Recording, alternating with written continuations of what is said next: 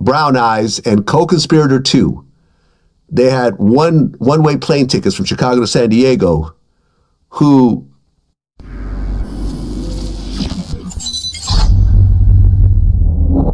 okay, so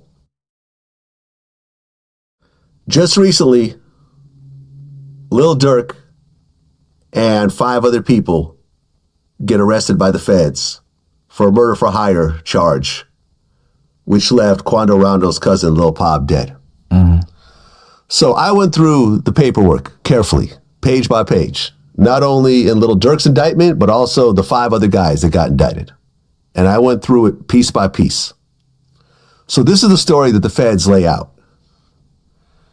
So on August 18th, 2022, which is one day before the murder, OTF members learned that Quando Rondo was staying at a hotel in LA from a longtime OTF affiliate, co-conspirator 4. So his name is being, secret, which probably means he's cooperating to a certain degree. Without naming any names, do you think you know who co-conspirator 4 is? Because this is the person who backdoored Quando. Yeah, nah. I'm not going to ask you who it is. I'm just going to ask you, do you think you know who it is? Nah, I don't think I know. Because I don't really know them guys. Okay. He probably as soon as they find out what Quando, like the smartest nigga that came on last shit, for real.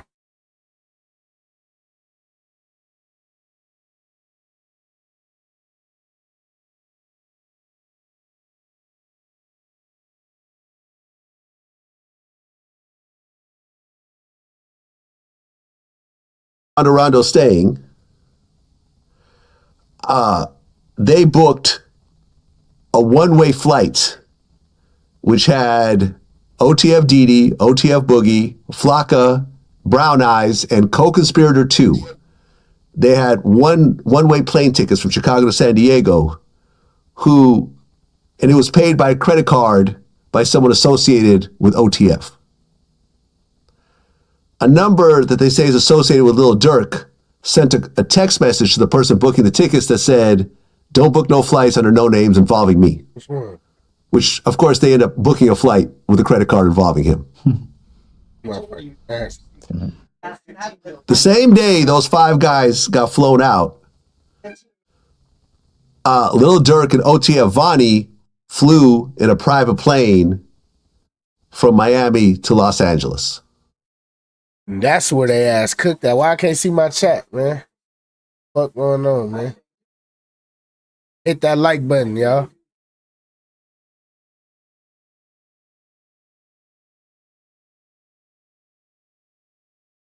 According to the paperwork, OTF Vonnie rented and paid for a room at the Sheraton Universal Hotel using a credit card in Durk's name. And at that hotel, Flocka, Brown Eyes, Didi, Boogie, and co-conspirator 2 all stayed at this hotel. Right around the same time, OTF Vonnie gets a white BMW from a rental company and a white Infiniti with fake license plates. Vonnie also goes to a sporting goods store where he buys 4 ski masks. And, not only did they have the purchase of the 4 ski masks, but the car he was driving, because it was a rental, the GPS placed him at that store at the same time those ski masks were bought. And then Vonnie meets with Flocka, Brown Eyes, and co-conspirator 2 and gave them guns, including a machine gun, which is probably a Glock with a switch. When you look at this setup, what do you think? Man, shit. Like, damn, niggas being sloppy. Some sloppy work. Shit. Definitely sloppy. Okay, so then August 19, 2022, the day of the murder, Quando Rondo, Lil Tim, and others, they leave the hotel in a black Escalade. As they're leaving, the white BMW, driven by OTF Vonnie, with Flocka, Brown Eyes, and co-conspirator 2 are in that car. And then the white Infiniti with fake license plates start following Quando's car around. So these two cars. Hey, that's what's crazy to me, that they know that they put fake license plates on them cars. So like, Vlad low key right though. Somebody is inside. Like they really cooperated to an extent. Quando's Escalade for hours. He went to a marijuana dispensary in downtown. They followed him there. He went to a clothing store on Melrose. They followed him there.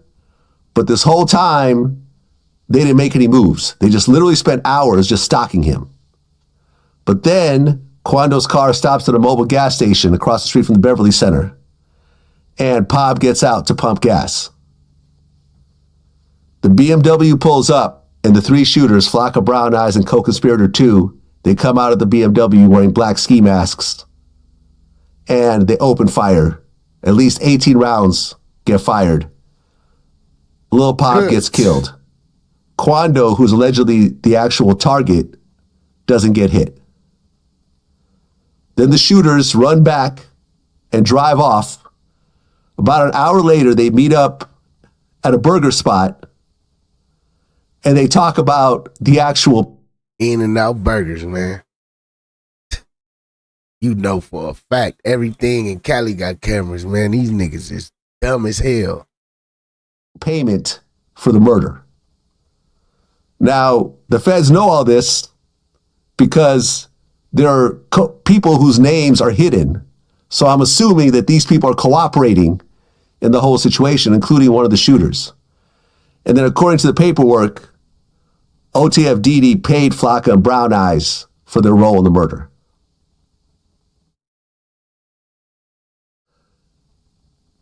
I used to always say, you see in how my he interviews, looking, that he looking like, why this nigga talking to me about this shit, man? if you have beef These niggas killed his homie, nigga. Is you crazy right now? with somebody and you're a rapper, let's say, all you have to do is move out of your city, go to a different state, because no one would be stupid enough to get on a plane to try to kill you because there's too much paperwork and too much of a trail, and the chance of you getting away with it is zero. I said, no one would be stupid enough to do this. But Lil Durk seems to be that stupid in order to do it.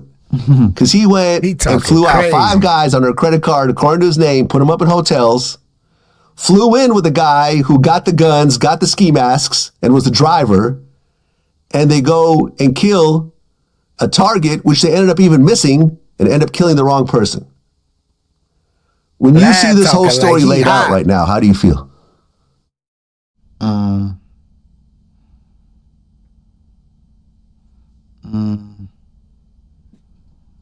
Shit. I really feel the same way. Like, I be like if you just looking at it from social media, you be like, Quano and them was moving sloppy for them to be able to be trailing them for this long. Facts. Then you gotta also, they was goddamn doing sloppy work by how, like you say, how they did all that credit card stuff flying out, all that job sloppy work, like. And you would think with all this money you'd be doing better shit or smarter shit, but shit, all that shit sloppy and stupid at the end of the day. That's a fact. Is this the first time you heard the whole story laid out? Yeah. Cause like, I heard the story that they told me about, like what happened, but like you say, everybody ain't knew like all the stuff that's coming out. Right. This is the federal paperwork. Now, there's rumors that a guy named OTF Jam was an informant, wore a wire. I'm not sure about any of that stuff. You know what I'm saying? That's rumors, and he's addressing it in his own way. But this is the story that's in the federal paperwork, and this is what ultimately all those guys are going to have to fight against in order to, to get out of this. Because honestly, from me to y'all, they not getting out. We know they not getting out. A lot of people is delusional, man. I'm gonna just say like that, man. I don't know. It's like they got these high hopes for these celebrities, but they don't believe in their baby daddies, their dads, their uncles. But they believe in these celebrities and these rappers, man. But I'm here to tell y'all, man. Them OTF niggas is cooked. They not getting out of jail. And blame King Von, man. That's all I gotta say. Blame King Von. Because October 17, 2024, A grand jury returned an indictment charging Lil Durk, OTF Vonnie, OTF Didi, OTF Boogie, Flocka, and Brown Eyes with murder for hire, a conspiracy to commit murder for hire resulting in the death of Lil Pop, discharge of firearms, and a machine gun in furtherance of a crime of violence resulting in death. Cooked, in other words. October 24th, 2024, law enforcement arrested Vonnie, Flocka, Brown Eyes, Didi, and OTF Boogie. They executed multiple search warrants in Chicago with OTF members. So now everyone's getting arrested. Durk is not arrested yet, though. When you heard the news that a bunch of the OTF guys got arrested for murder for hire, what'd you think? I was like, shit. They cooked. Some people was on there like happy and stuff. Some people was on the internet happy and stuff. I was looking like, shit, God just put it in his own hands. Cause shit, a nigga didn't really know what had really happened. But I was like, I don't wish jail on nobody, feel me? Cause that's a horrible place. But shit, I just looked at it like God put it in his own hands. If anybody should be happy, it should be just like Paul family or Paul mama or something like that. That's a fact. He kicking some games. See, this nigga Vlad trying to spin it. Vlad trying to get brother say some shit he can't take back. Feel me? But seemed to me like dude smart, got his head on his shoulders, and I don't think that he gonna let Vlad get him say some shit he gonna regret later on. But I mean, from me to y'all, if I was him, I wouldn't give a fuck about these niggas, man. You feel me? He had to put one of these niggas in the dirt, and they try to put him in the dirt on top of that, and then they put his homie in the dirt. So shit, nigga, fuck them niggas. That's how I feel. Shit, fuck them. But I wouldn't be on Vlad platform even responding to any of those messages. I wouldn't give a fuck how much money he gave a nigga. I don't give a fuck. But look, hit them likes up, man. Make sure y'all subscribe to the channel if y'all new. This is a new page. If you coming across, man, this is not my main channel. But yeah, I'm definitely trying to run this one up. So run it up for me, man. Get them likes up for me and all that. We finna get into this nigga King Yella, man. We finna see what King Yella gotta say, man. Y'all know King Yella always got something to say, man. But I mean, hey, he was one of them first set of drill niggas that come out the rack. Rather he from the other side of the people that y'all don't like or whatever. You feel me? The nigga was, nigga was a part of that shit. He done got shot for this shit. And he definitely fucked with ducking them. So, I mean, shit. He probably did more than ducking them. Not people who really. But yeah, like I said, man, hit that like button, man. Losing everybody up. Coming from shit. From shit to sugar. Nigga, you did that. You did that. I ain't no motherfucker want to be no multi-millionaire sitting there. You know how many niggas is multi-millionaires sitting in the feds, man? And you ain't finna go to no, if you do, he not going to no FCI, no fucking camp. You going to a USP yard, man. That's the most dangerous and the most unhappy, unpleasant. It's not a good feeling. You can, you play basketball on your shoes and all that. You can, nigga, look at you, nigga, the whole deck gonna stop, nigga. When I say it's ice cold in that bitch, nigga, it's ice cold. Nigga's hearts, no feeling, you feel it, nigga. I start walking around that bitch feeling like a ghost, nigga. What the fuck? These niggas is unhappy in this bitch. They're not happy. Nobody's happy.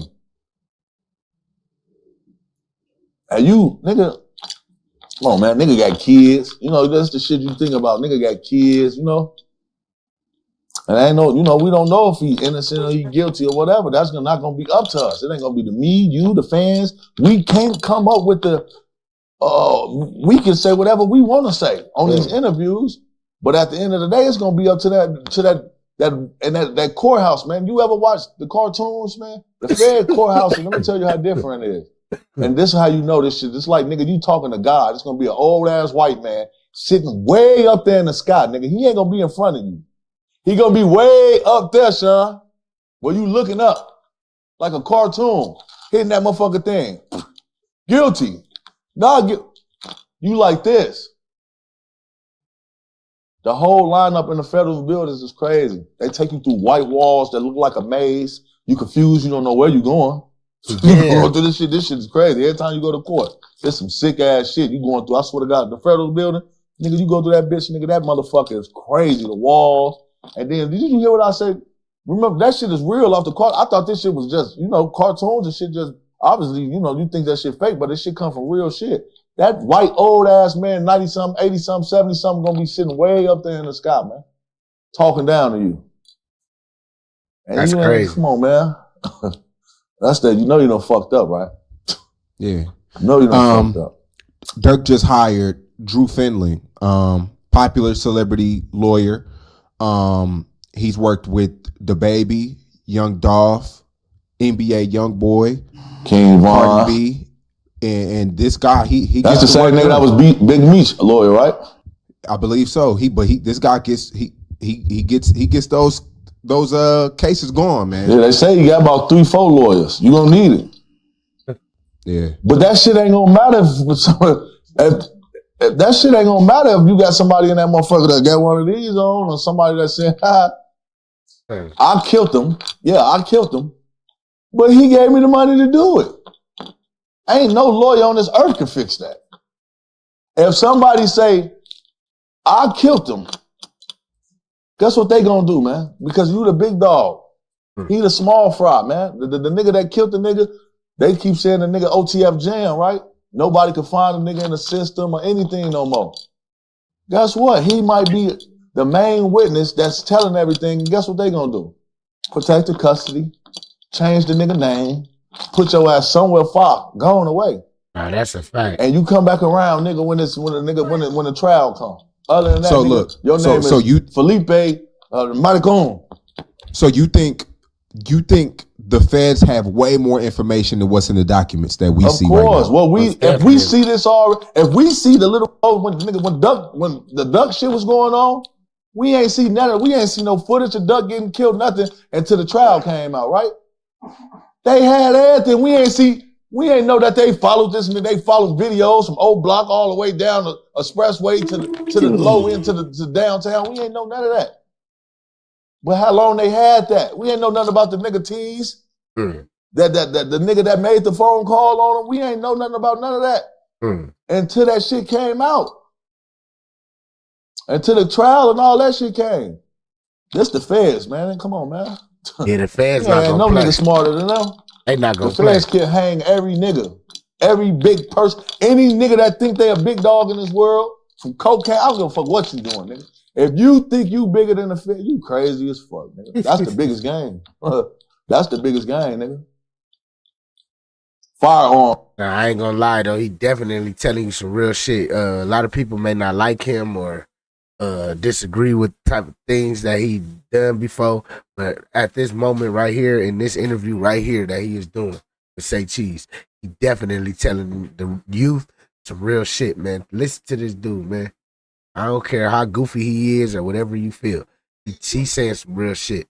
We ain't for the bullshit. But he's saying some real shit, man. Hit them like button. Hit that like button. Subscribe to the channel if you new, man. We on the road to 500 subscribers, man. We need 178 more. Let's get to it, man. Share this on Facebook, whatever y'all want to do, man. Comment down below in the chat. Need some moderators, man. We're gonna go off. I see people that comment and stuff, so we're gonna see. Alcohol and tobacco, nigga. Yeah. And that's the thing about the OTF Jam shit too, is like he's nowhere to be found in any paperwork. Like his name. That means something. It's nowhere to be found. Like the wire thing that all of us are talking about, him wearing the wire. Now he did look suspicious in that video when they was chilling. Yeah, he did. But he's not in any paperwork. That's why he's not in there. They got him hidden, man. Where he at? Where is he? He ain't on the internet talking. He ain't saying shit to nobody. Where this nigga at? Where are you, OTF Jam? Where are you? You know where you at, man. I'm telling y'all, watch what's gonna happen, man. Niggas be hating, bro. I be saying a lot of shit before this shit happened. I said some shit on the interview with you and nigga 2 years ago, nigga. About the feds. But about all this, nigga, what they do. Everything, nigga. And what happened? It's the same. It popped up. Happened, nigga. Nigga think, oh, you working? No, I ain't, nigga. Nigga don't take a rocket scientist to know what these people do, nigga. I've been in the streets all my life, man. I know what they do. My grandpa been to the feds, nigga, was selling bricks, nigga. This what I know. Like, I come from this shit, Let's nigga. get them lights Murders, up, man. y'all. My grandma been in prison for bodies, nigga. This what I know. Like, I've been around this since a kid, so I know how this shit go already, gang. Like, come on, man. Ain't no, man. These niggas is crazy, bro. These niggas don't give a... I don't want to go nowhere. I don't want to go home.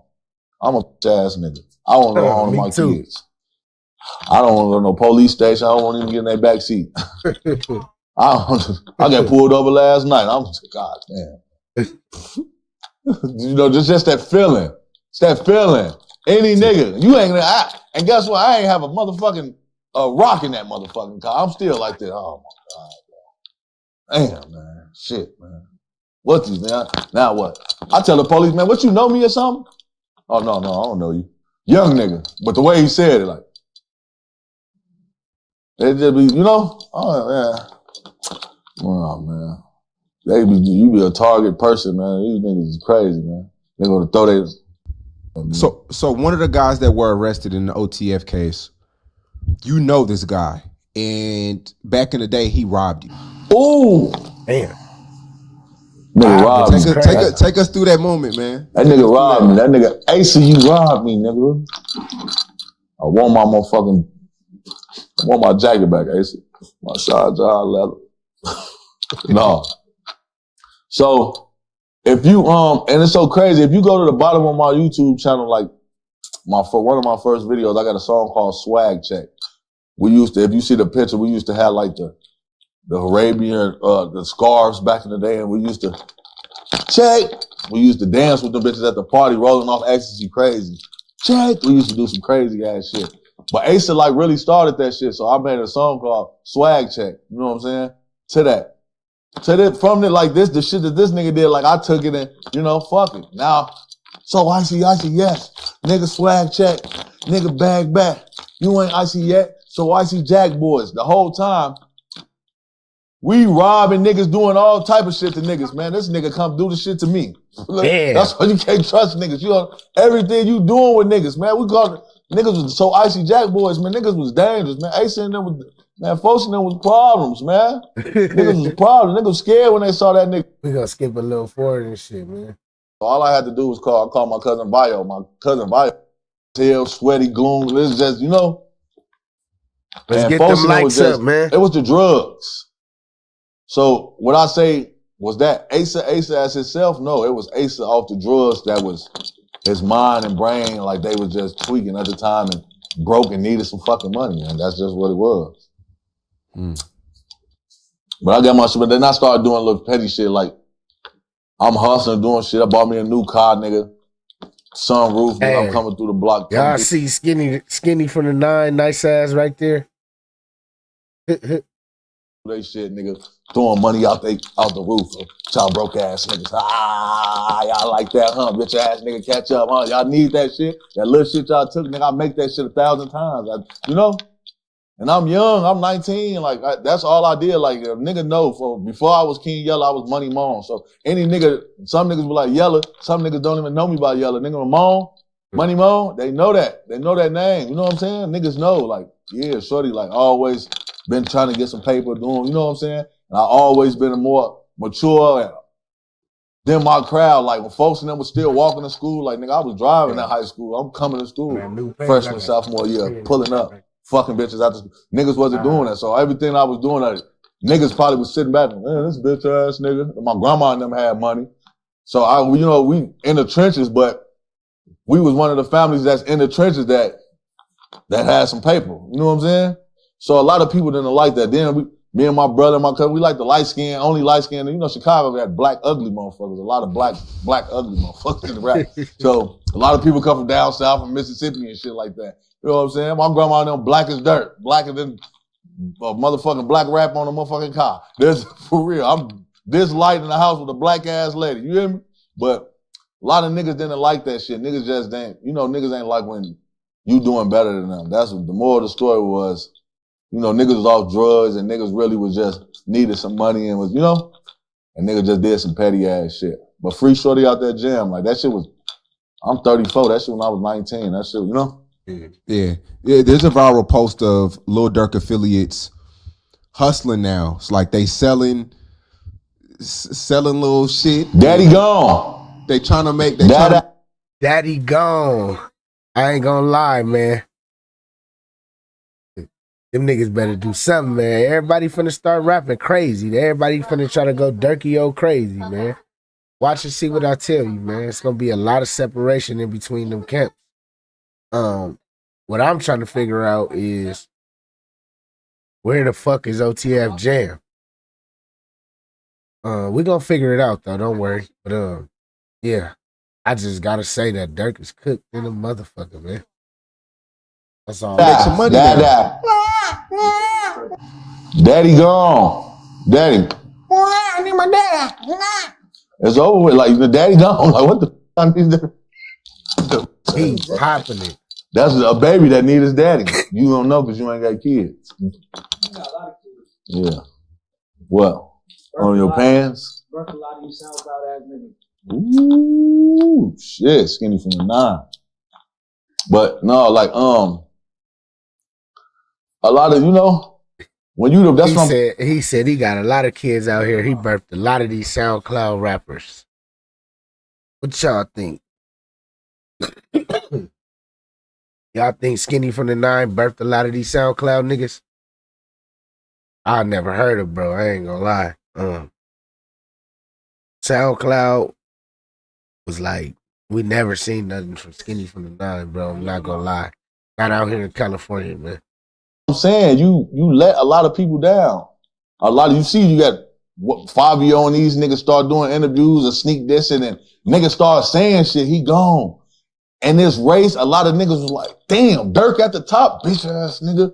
I'm supposed to be. They was. This is what niggas is really thinking like. He even He thought was in like position. that. Now a lot of niggas can breathe. His bitch ass even thought like that.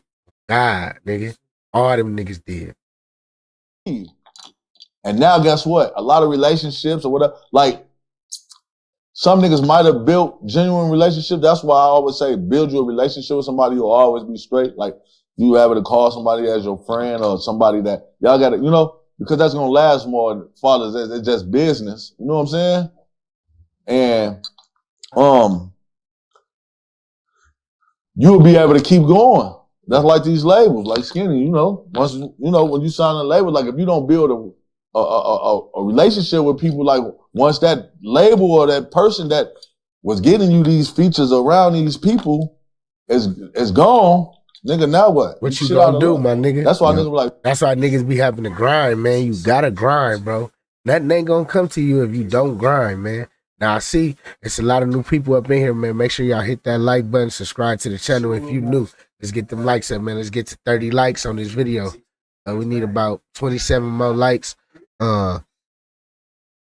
Jamie Foxx, he basically just talking about FYBJ Mane and Lil Durk, bro. Basically, that's what he talking about. We reacting to it. We ain't talking about shit. We trying to see what he talking about. So kick back, relax, put your seatbelt on, and yeah, man, just chill, bro. Hit that like button, my boy.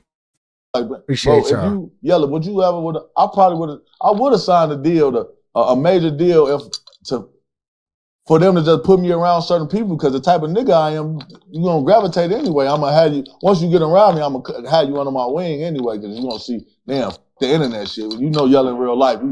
Y'all gonna play that internet and say whatever. This the internet, man. I'm gonna give y'all whatever the y'all want off the wall. I'm entertained, man. Content. I don't care what nobody say about me. I'm gonna die by myself. I only can be judged by God.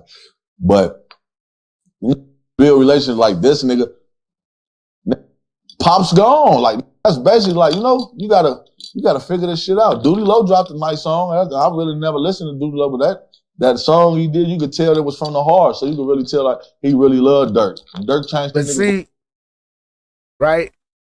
But I want everybody to understand, right? So look, he be trying to ride the J Man, FYB J Man, pushing peace wave, right?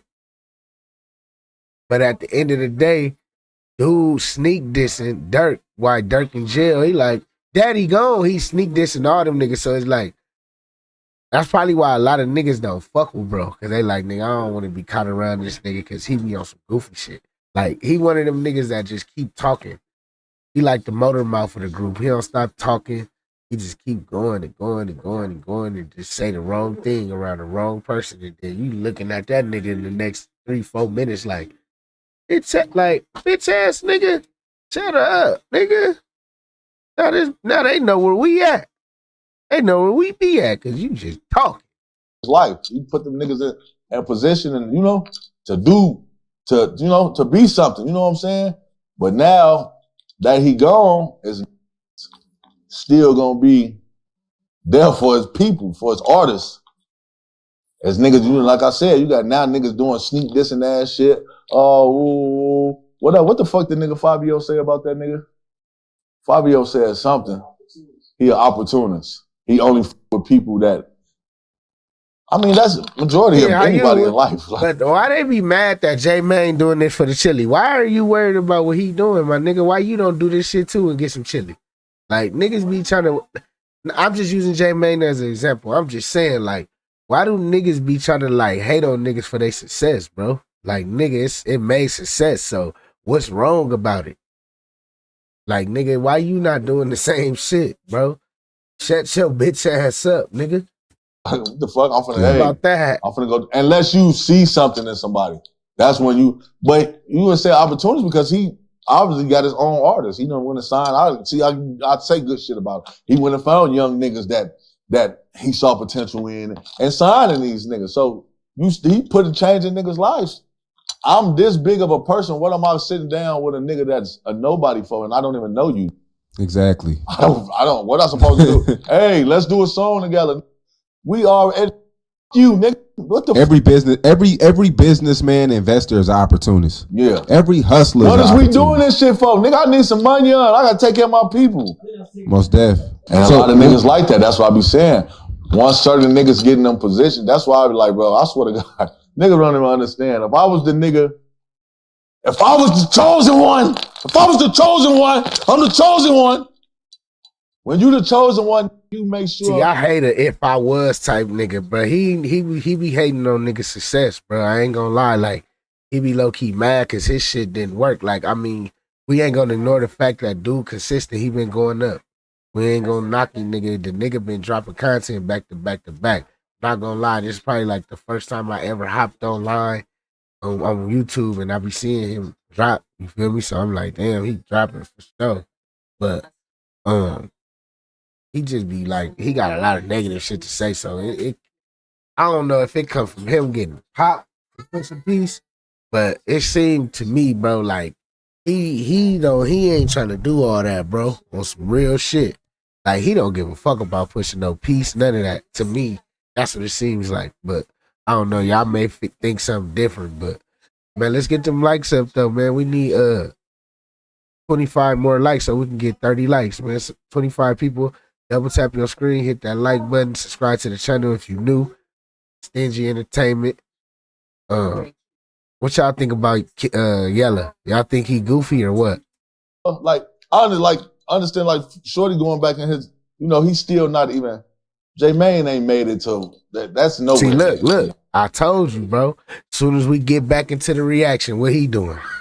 He talking about J Mane. He just bashing J Mane. Like, I wonder if he gonna look back at this and be like, damn, you feel me?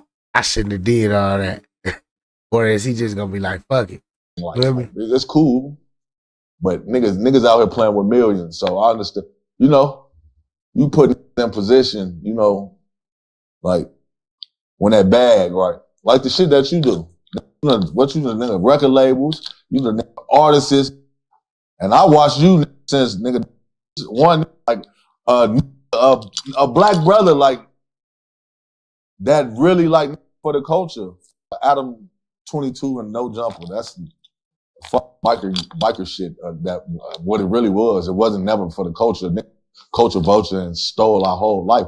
But your platform was always like you posting artists, you posting, like a lot of people like even why you ain't post this or why you ain't post that? Because that ain't what the people want to see. Once I get on the other side, now I understand.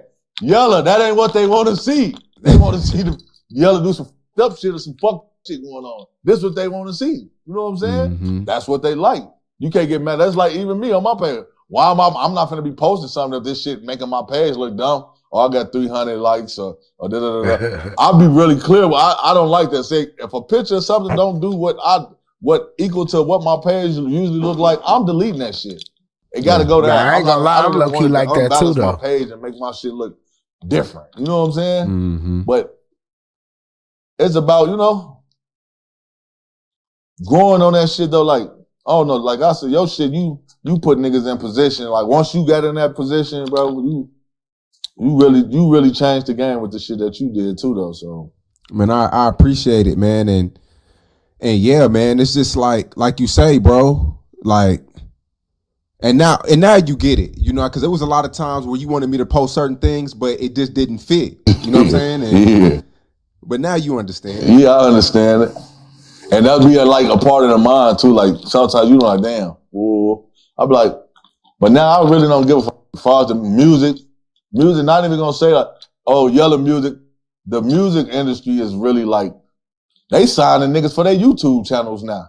They giving deals out for niggas real, channels now. See, look, man, if you in here watching right now, bro, verify you a YouTube channel. Make you a YouTube channel, bro. You're gonna need it in the future. I'm not gonna lie, bro.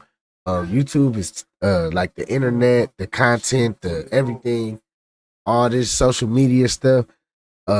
See, back in my days, we used to watch TV and shit. We had TV Guide channel. We got what channel was that?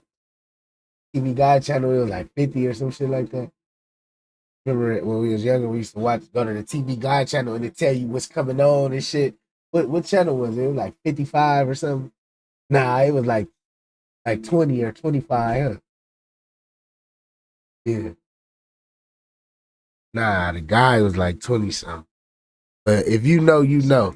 But like it's different. This YouTube shit taking over, man. So make sure y'all get y'all channel in order. For content. Content is selling. Niggas, people that do content got more money than the rappers now. Yeah, unless you a fucking Lil Baby or Durk and niggas like that, unless you already the baby, you in that type of level and doing that, content creators are doing way better than rappers. Absolutely. You doing way better than rappers. Niggas, you pull niggas shit, nigga, look what? I'm taking in the back. You niggas, how you nigga gonna say something? And even with me, like, father, like, I start saying, like, okay, nigga trying to rap, that shit coming first quarter, second quarter, third quarter, fourth quarter. That's when the big checks come for the rap shit. And then, nigga, you know, throughout the shit, you got your shows, you got your features, and YouTube, nigga, I ain't gotta wait on none of that. On that certain day or that month, you know what's going on. Throughout a couple of days, you know what I'm talking about? That roll coming in, man. What you talking about? I was a rapper. I transgendered into content. You skinny. transgendered. Nah, I'm not gonna lie. This nigga Skinny been consistent with the content and shit too, though. I ain't gonna lie. I've been seeing him drop a lot as well. The nigga running it up on me. I mean, shit. That's what's going on, bro. He's right about that. The content creators are definitely doing better than, you feel me? For sure. But let's get back into this wacko the war. People talk and plotting on what you're going to say and when, you know? Exactly. And when other people are talking and you are just sitting there just trying to think of the moment where you're going to jump in, and then your brilliant insight that you're bringing to the table is basically like, hey, what you just said could be conceived of as gay. I mean, is this necessary? I don't know. I feel like we got to be better than that sometimes. Lush says it.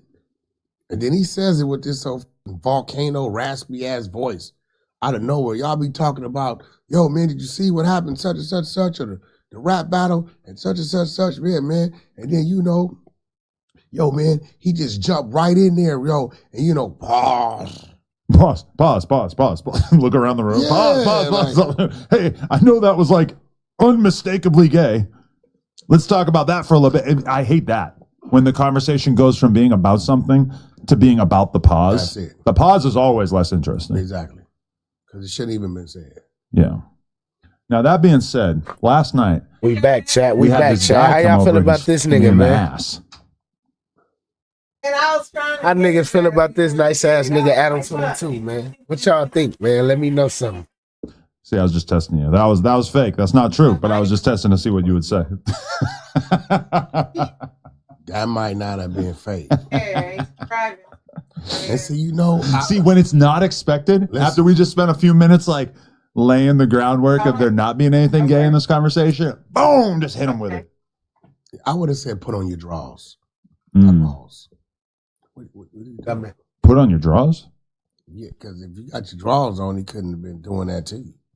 You ever seen somebody pull them to the side? Oh no, I don't, bro. Never mind, rip a hole in them. That's panties, bro. Like, how do you? You seen somebody do that with a man's drawers? I mean, I could just assume how. I'm not assuming none of that. Assuming is part of pause. Assuming makes an ass out of you and me. Pause. No, that's not even really that gay. U-M-E. You know, white people. Of the word. White people would be saying, "That's what she said." It's like useful in mostly the same scenarios. You tired, man?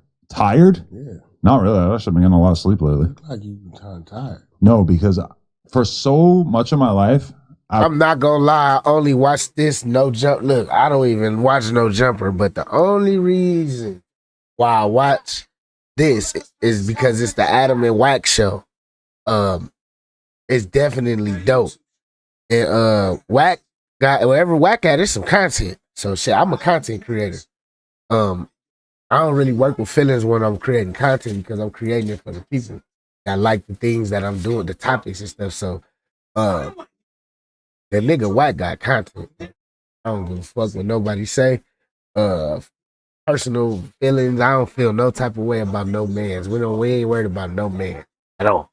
We just running the content over here. So if you love content, hit that sub button, man. Hit that like, man. Can we get some likes, bro? We need 23 more likes so we can have 30 likes. I just want 30 likes. You feel me? I ain't asking for too much. I was like, the last year or so, I would get back there in the back house. My girl go to bed at like 10. I go in the back house. I beat off and smoke weed and play poker for like 2 hours before bed. I end up going to bed about 12:30. Lately, I put that to the side. Now I'm going to bed 10:30, 11, getting an extra hour of sleep. And I think I'm sleeping better because I'm not like smoking myself to death and just hyping myself up with the poker thing. It's very exhilarating. Really gets you going. I don't think that's ideal for sleep. So I've got like a new sleep schedule and I feel pretty strongly about it. I'm getting up a little better, feeling a little bit more rested, no desire to take a nap. I think it's good. The gangbanger version of pause would be you freaking out about me just saying something about taking a nap. No, I'm just saying, no, that's like, there's a gangbanger version of it too. Question? Sure. Because you and your wife have the business together. Plug talk. I got a hat. Does that slow down sex at home? Sure. Is it like not that super important because you guys... We're going to skip over that because we don't give a fuck about Adam. And he'll sit right in front of you and he'll look you right in your face and tell you, that's what I mean, that's what it is.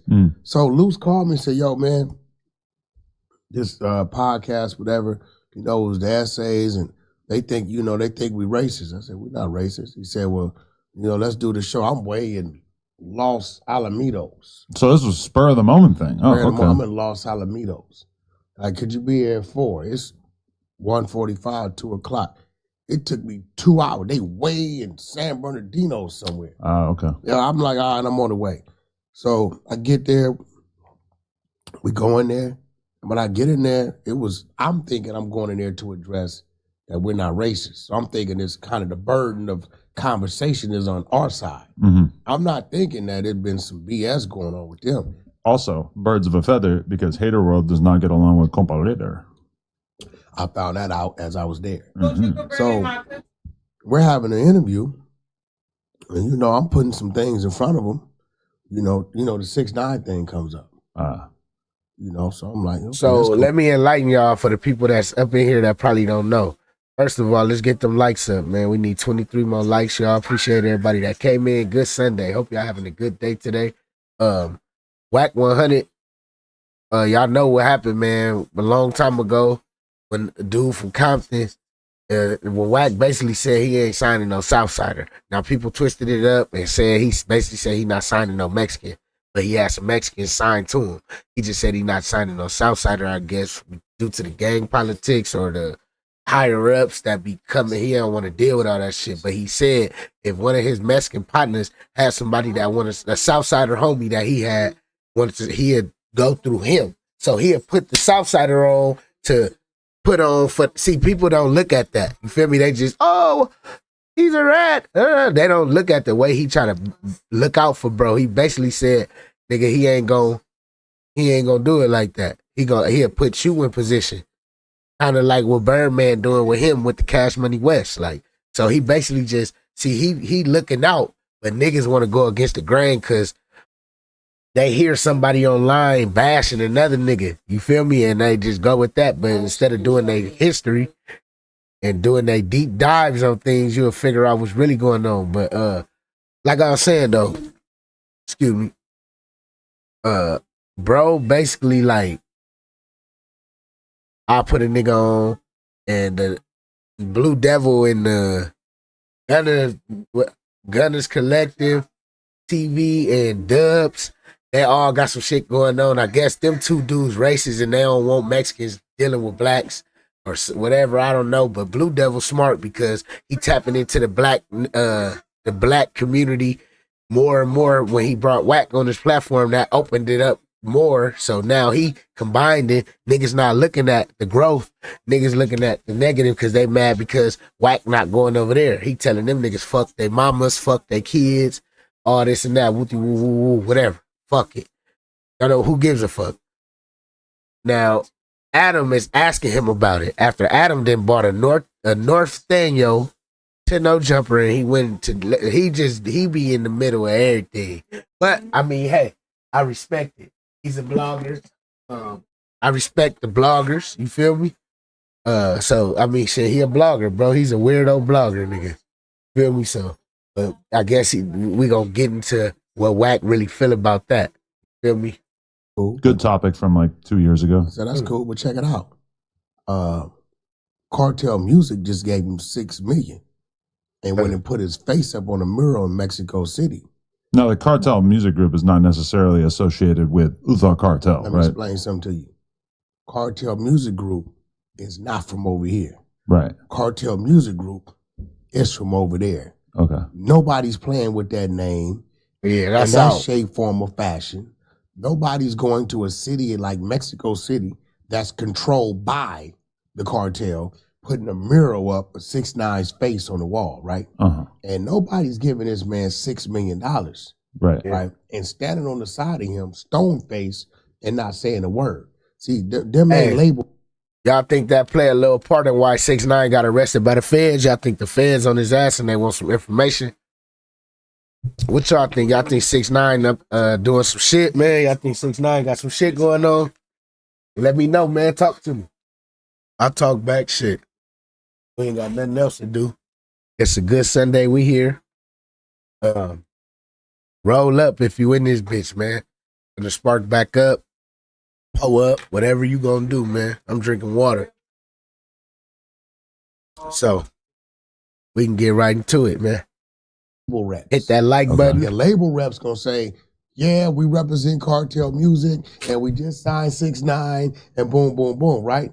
They sat there stone face, let 6ix9ine do his talking to let everybody know what that was. So my disposition is, well, y'all sueños, that's Cartel Music.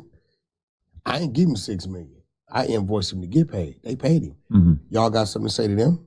That's dope. We talking about who's dealing with $6 million? I tell you who I dealing with. And Nancy was scared of it. Right?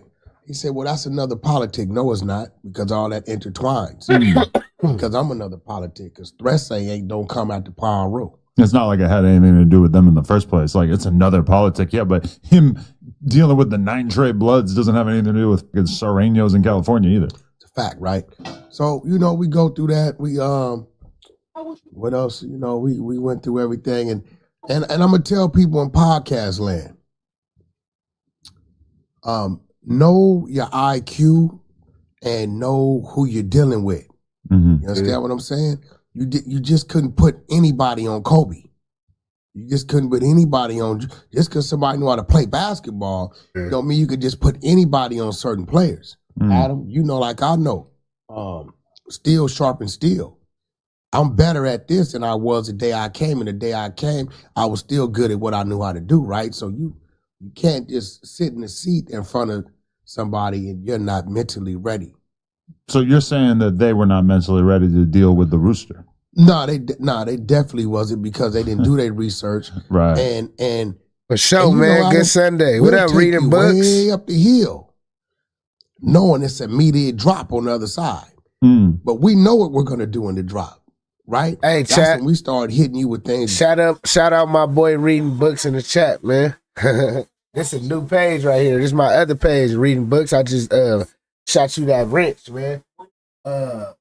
He said, so I'm gonna read some comments before we get back into it, because I don't know, for some reason on my OBS, like this, like it's saying this, bro. My shit say something went wrong. Feel me? It's my chat. So I gotta read it on my phone, y'all. But shout out to the 104 people that's in the spot right now. Let's hit that like button, man. We heavy on that like button. We need the like so we could it help me with the algorithm, and it helps y'all engage with more people while y'all in here watching with us. You feel me? So we're gonna read these comments. So Ed West said, freedom of media. It's the guest who's to blame. Most guests are there for clout, most definitely.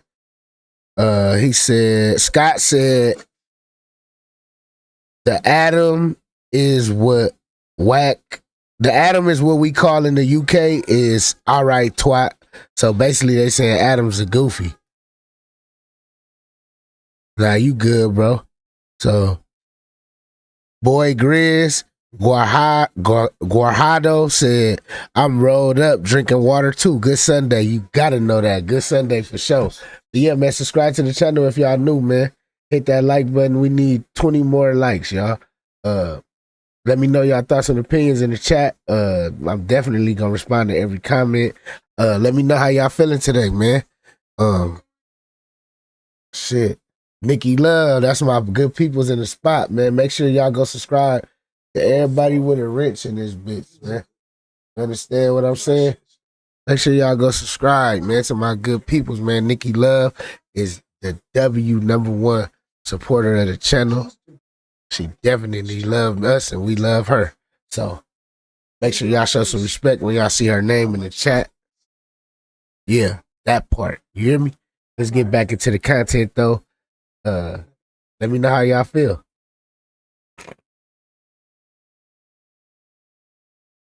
That you're not ready for. So at the end of the day, we left there great. Them coming to the conclusion that we don't think you're a racist, right? I gave them his ass cooked, boy, right, of their live, and it was cool.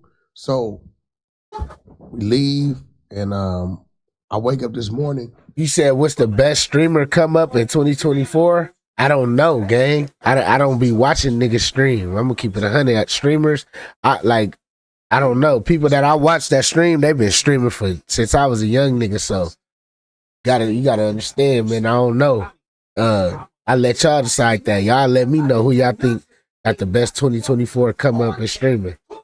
And I went to the thing. Their comments are yeah, eating them up, right? I did not listen to it, but I went to the comments. Definitely some people who felt like they didn't necessarily do what they were supposed to do, holding you to the fire. So now my eyebrow goes. I'm like, why is there a community? We gave your products, them 18,000 views on the your biggest one since you've been open or whatever, your page. I'm like, why aren't they supporting you? Like, what's going on? So I go to Clubhouse. I said, hey man, I'm in these comments and they acted like they're not supporting it, something up. That was a last spare of the moment thing. So my research team, they didn't even know I was going up there until I was up there. And they like, check your text. So when I go to my text, the little dude I called Beto or Gordo or something, right? Backdoor Gordo? Gordo, I called him Gordo, right? Okay. Because they had a problem with me mimicking. Hey, them cookies. Okay. So you know what I did? I mimicked in front of them. Okay. Right?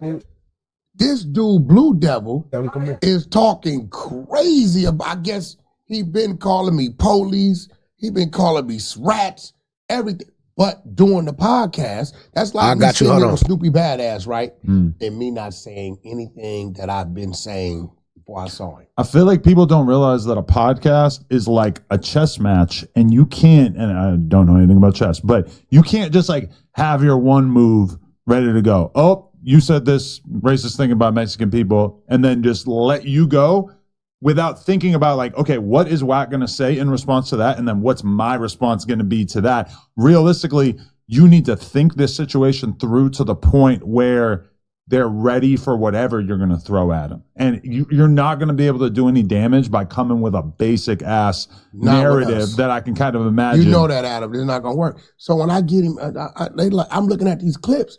I'm like, yo, he didn't say none of this stuff, right? None of it. So, but he said this the same night, or this is like a while ago before? He's been said this stuff, okay, right? So in my head, I'm like, when he's shaking my hand, it's cool. He's want to take pictures, but now I'm listening to this dude. His energy was totally different. He's aggressive and all this. This dude was nice, right? Cool. Everything was cool. It was love. The dude, Droopy or whatever. Droops. Droops is cool. My man Beast, he didn't text me because they know if they text me something, I'm going to say it. Hold on, chat. Let me change my son real quick. Bitch. So, I read it. Hey, yo, man, Beast say you a bitch, right? So, never mind. I said, oh, You're nah. still hearing him in the mic? I said, oh, nah. I tell R&B, go schedule a room for like 12:30 on the YouTube channel, right? And so I scheduled it. I said, Luce, that same dude that you send him the thing and get him in it. So Blue Devil pops in. You can pull it up. Blue Devil pops in, right? When he pops in, I'm talking to him. You shook my hand. You shook my hand. Oh, Baru, I would have socked you all in your shit. Bitch ass nigga. Fuck your body, yo. He was going up, bro. Y'all remember that shit? I said, yo, bro, you called me a snitch, a cop, and all this. You didn't say none of that, though, right? And I said, you also said Comparator knows where you're at, your location, but he ain't pulled up. I said, guess what? I know where you're at, your location. So I'm going to ask you, you think I'm a rat? You think I'm a cop? I'm asking you right now. Because I didn't know these things. If I'd have known these things, I'd have whooped your ass right there on that podcast. So I'm asking verbally you or physically? What? Whooping his ass. I'd have whooped his ass. Oh, shit. Right? Damn. He says, I don't remember. I said, then why did you shake my hand and whoop? He said, well, when you walked in, you didn't seem like you was a cop. Thank you, Nikki. Appreciate you. Well, what kind of eyes you got? Because whatever you got, these dudes is doing business with these undercovers. They need them eyes so they can see. Right. Right? So now you don't remember what you said. You don't remember nothing. But come to find out, dude's not really a real Sureño. I guess the only one is the brother that just came home from prison. And I think he's perpetrating. Who said Wack got a restraining order on Brick Baby? Wack ain't got no restraining order on Brick Baby. Brick Baby don't want to go in front of Wack. Snoopy Badass went in front of Wack. I don't know why Brick Baby don't want to go in front of Wack. He told Adam don't ever let them cross paths. And he pulled a stunt at No Jumper and act like he gonna do something.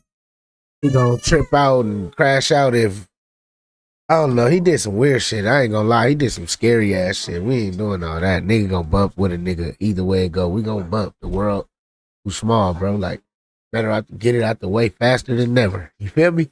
Because when that time comes, you gotta be prepared, man. And he's just going on with the flow. And this was his first bout with how real it can get at him. We've all been in situations where the shit could get real. You know what I'm saying? Quick, right? That situation you had with the Chicago dude. That was a real situation, right? But you know, end of the day, you're going to stand on what you stand on. So, I don't know, bro. I don't think they're going to continue to support that Blue Devil dude, bro. Really? Bro, I don't think so, because even yesterday, it was like a slap in their face. I ain't gonna lie, that's all I see on the internet, bro. Real for real. That's all I see is the Blue Devil nigga. I see a lot of Hispanic content creators. I didn't even know that it was like, I thought they wouldn't do this shit, but it's people that do this shit I didn't even know. But I've been seeing a lot of shit in my algorithm lately. I don't know about y'all. Have y'all been seeing a lot of shit in your algorithm? Let me know down below. They're tuning to like, yeah, Blue Devil's gonna confront Wack. He didn't do none of that. To be fair, his podcast is mostly think like a nigga named him tapping Dubs in or something with like his that. homies, people that he's already got good relationships with, and then also commentating on what's going on in the news. And a lot of people, when you just react to what's in the news and you talk about topics and stuff like that, those are not people who are necessarily building up the ability to go to war about ideas the same way that like I had to kind of learn through doing the No Jumper show and stuff like this, how to debate, how to, argue about something, because for years and years, I was primarily just interviewing. When you're interviewing somebody, you're basically taking whatever they tell you at face value, and you don't necessarily have like a lot to gain from being able to argue with them. And I feel like maybe that was a situation with Blue Devil where he hasn't been in that situation of having somebody come in and then really having to stand up against the ideas that they're putting forth that they might not agree with. What he's doing is he's waking up, and anything that's out there, he's taking it, not researching it. Right. And if everybody's saying, okay, it goes this way, he's going that way. We're the type of people that look at it and say, well, this says different. This says different. Like Flacco's good. He'll challenge it. Regardless of what it is. Well, no, I see this and I see this. He just was going with the flow. And then karma has it. I end up in front of him. But you have to do that shit if you want to get good at having commentary. Like Vlad doesn't want to have you on his pod in order for you to just say the same basic ass narrative that you just read on an Instagram post that was 2 sentences long. He's like, people value. I ain't gonna lie, this nigga Adam 22 be trying to be like Vlad. If you really want to get technical, for real. Like all them copy that format. But let's see this real quick.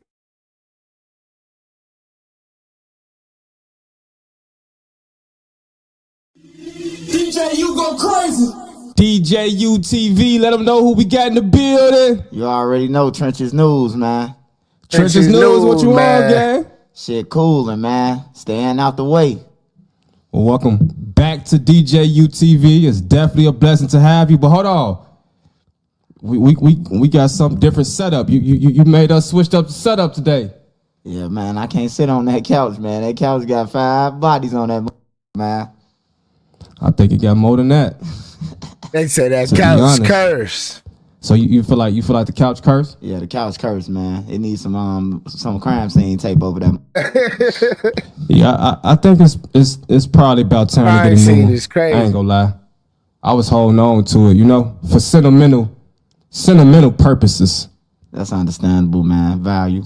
But yeah, we definitely done had a lot of bad energy on that couch, right? A lot of bad spirits, Niggas sniffing pills and niggas bitches giving head and people dying 24 later after they get off the couch. I'm like, damn, like what's really going on? So I've been asking myself, what's really going on? He know what the fuck. But ultimately, it's the people I interview, right? Yeah, it's them. Like, they can't blame you for interviewing them. Not with the kids. A lot of people try to get on you about the kids, 16-year-old. They be saying that they skip school. Fully chopping. And stuff like that. Okay, let's talk about that. But, like, in certain situations, them hours that they was here on sitting on your couch, they wasn't in trouble. They wasn't sliding. So you got to take the good with the bad. Yeah, they wasn't in school, but they wasn't out sliding on nobody blocks and shit. So it come with good. It come with both sides. So look, first of all, Fully Chopped reached out to me for that interview, right? And when he hit me up, he had hit me up at like 5 a.m. Like, yo, you trying to do an interview today? And shit, I'm like, shit, sure, why not, If he hit me up at 5 a.m, shit, he must really want to do the interview. And so I didn't even think about them being in school or nothing like that until we got here, you know what I'm saying? And I'm looking at them in their faces. And I'm like, damn, need some shorties, you know what I'm saying? And so I asked him, I say, man, are y'all ditching school or did y'all drop out? At first they said they dropped out, then they started saying they ditched. So then I was like, okay, I don't know if they lying, trolling, or trying to, you know what I'm saying? Just telling me anything. I ain't got no kids, man. You know what I'm saying? I ain't here to, goddamn it, patrol nobody kids either. That's understandable. Like I said, they can't blame it on you, the reason for what's going on, man. It starts at home. If you ain't got no structure at home, man, you ain't gonna have none nowhere. Nah, I ain't gonna lie, he ain't capping though. That shit start at home. That's why I be around my kids like I be. Cause they gonna be how I expect them to be, man. You don't want your kids out here cussing and fighting and that. Your homie mama see him and be like, ooh, nah, I don't want you playing with him. You don't want them type of vibes, man. We already been through that, so we know what not to do. We did everything we wasn't supposed to do. We seen where it led us. So gotta change it up for the upcoming generation. You don't want them to be worse than we were. You get what I'm saying? So he definitely cooking. I find it funny he be wearing that fucking Pooh Shiesty though, or the ski mask and shit. That shit funny as hell because you can tell the nigga got hair and shit. It be funny though. Yeah. And so like, you know, after Q50 with Lil 50 died, we learned that he was actually being raised by his sister, who was only 19 years old herself. You know crazy. What I'm saying? So that's when you really get to looking at the conditions these kids are growing up in. You know what I'm saying? Like you said, it start at home. Man, you take a trip to where their home is and you see they ain't. So they definitely watching what's on YouTube and they're gathering the information they're learning from YouTubers and including it in their own case. It kind of, I don't know, it kind of makes our job probably a little bit more it really started dangerous. At home, man. It shouldn't be though, because like, do anybody inbox the news, Channel 7 or CNN and tell them quit reporting about things? Right. They right on the their ground own saying, world. You feel me? I don't see nobody walking up to them people and saying, hey, look, we don't need you to report about it. Yeah. They'll come on the internet and troll us and say, oh, y'all the police. But if you doing it, if you like I got this slogan, if you F up, I report. So if you get on the internet showing guns, saying you got 10 hats, I'm reporting about it. I don't know about everybody else, but you should never said this shit if you ain't wanting to get out. You had 3 seconds when you hit that red button to say ding, ding, ding, and then it go live. So you had a couple seconds to actually think about it. But since you ain't think about it, I'm gonna report about it. It's content. You know, you can't be mad about it. You just got to deal with it. Yeah, you rappers, y'all got to stop incriminating yourselves in y'all own content on y'all own pages and then getting mad at the bloggers when they, you know, pick it up. Like, nigga, you the one that posted it. Yeah. We just reposting what you already posted. So how you'll get mad at, you know what I'm saying? How you'll get mad at the blogs when there's something that you posted? I be thinking like a lot of times, like with the bloggers, like they just think the blogger's weak. Oh, he a reporter, he weak. Like a blogger can't be a stepper or none of that shit. Like anybody can pull a gun, anybody can up a gun. You know, so I just think they think the blogger's weak because we reporting and, you know, we ain't out there talking about we sliding or killing nobody or got no hats. They confuse it. They confuse you humble with weak. You know, so yeah. That's a job for everybody. Everybody can't be a rapper. You know what I'm saying? Everybody can't be the producer. Everybody can't be the DJ. You know what I'm saying? Shit, somebody got to cover the news. I look at this shit like ESPN. Stephen A. Smith, he got to cover every basketball game, don't he? Yeah. And he's starting to cover the trials and Diddy and Durk and them. He talk about everything now. He doing all that now? He's switching over now. All of them, the basketball players, they see where the field at. YouTube is the field, and they see that shit. That's because Shannon Sharp made all that money earlier this year with Cat Williams.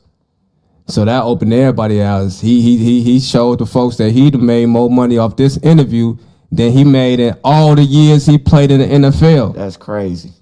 So that got all the sports analysts want to put their podcast hat on. You know what I'm saying?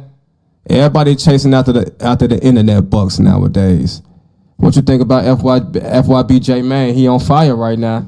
Man, is that the hottest guy in Chicago right now? Hey, I want to say shout out to both of y'all. Shout out to both of y'all. You know what I'm talking about, came a long way. I remember when you had less subscribers than me, and me and you was in the inbox, and we wasn't on no threat, no each other. You just came through like, I'm finna pass you up, brother. And you passed me up. I ain't threaten you or say, oh, man. I say, go ahead. And when you pass me up, I ain't gonna lie, though. Gotta respect the grind. I said, congratulations. Right. You know, And shout out to you and J Mane, man, because I'm proud of J Mane. He switched up his whole thing, and J Mane is being himself, actually. That's why I was into it with J Mane, because I'm like, you riding around with a chopper, you know, past O Block with 3,000 people on your, what you really gonna do? You know what I'm saying? What is you really gonna do but go to jail and let the fans gas you up? You know, so I'm proud of J Mane, man. He came a long way. Call him a goofy, lame, or nothing. The goofy's winning. The lame's winning. So, I mean, either way it go, he winning. Yeah, I like that J Mane figured it out, you know, because ever since I've been in tune with him and watching his journey via YouTube, he's been trying his hand at a few different things. The Push and Peace movement had almost kind of died out. You know what I'm saying? It was like, you know, like last year when him and Tay Savage was, you know what I'm saying, putting it together. But he wasn't receiving a lot of recognition from the other side. You know what I'm saying? So it looked like it. Nah, I ain't gonna cap, man. Them niggas cooking, man. I don't know. A lot of people don't be fucking with that shit them niggas be talking about, though, so. But shit, I fucks with it. But let's see what J Mane had to say, man.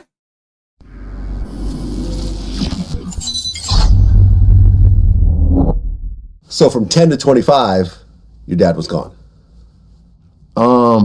Yeah, for sure. About around them years, because it was what he ended up doing. I think he ended up getting 15, but you know how motherfucker ended up doing I think he ended up doing like 12 and a half, 13 type shit.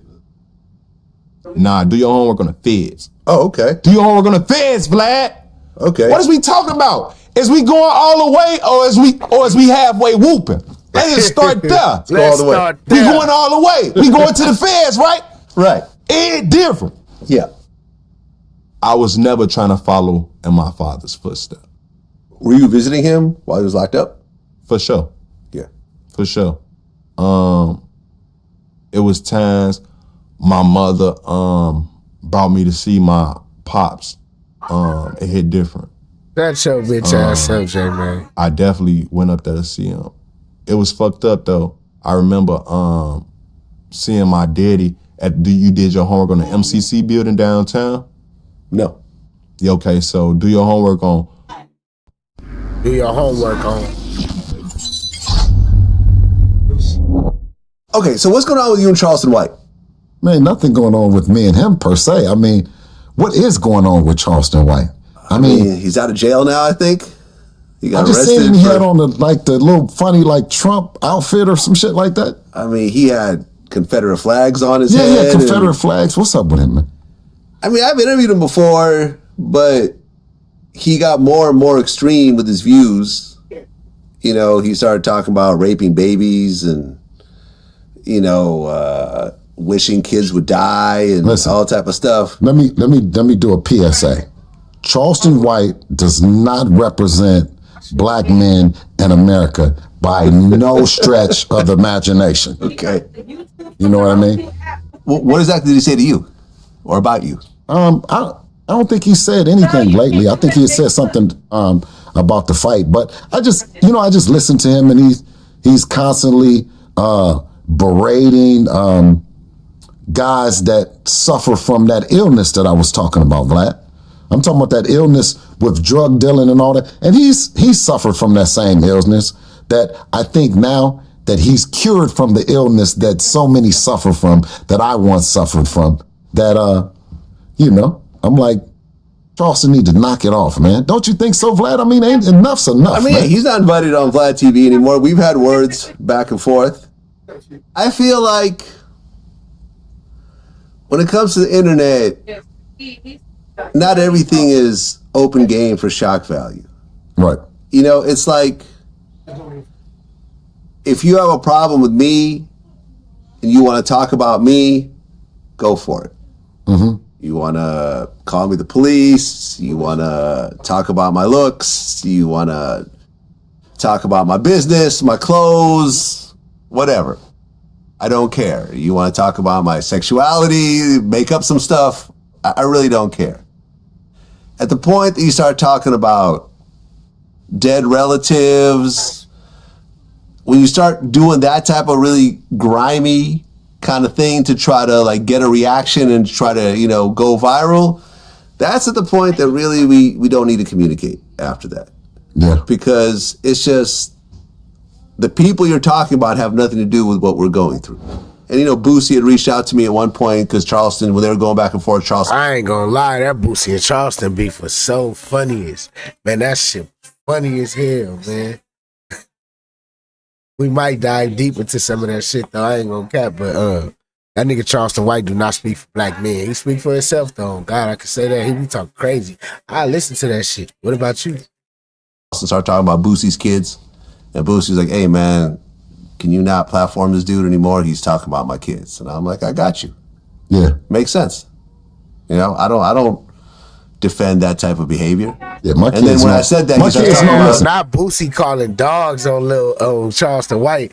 I ain't gonna cap. That's why Charleston White was on that boy ass like that though. It makes sense now. Oh God, because at first I'm like, God damn, why this nigga Charleston White be on Boosie ass like that? Then I start putting two and two together. Like, oh, okay, I get it. I get the picture. But they just confirmed. I've been capping since what I mean. Since Vlad confirmed it himself. I was young. I'm from East Oakland, California, man. Listen, and my kids are thorough, right? They know anything that Charleston White says don't mean nothing.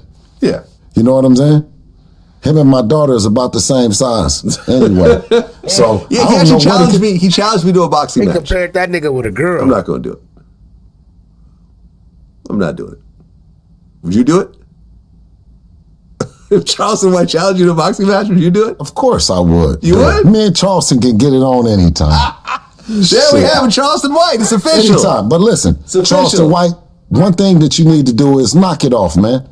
Leave them brothers and sisters and babies out of the business, man. I listen to a lot of stuff that you say, and some shit that you say has merit, but then there's a lot of shit that's way off basis and has zero merit, talking about kids and, for one thing, do this for me. On Vlad TV right now, type up Charleston White and talk about what has he done for kids. Just type him up and let's see what has he done, period, other than sit up and talk shit.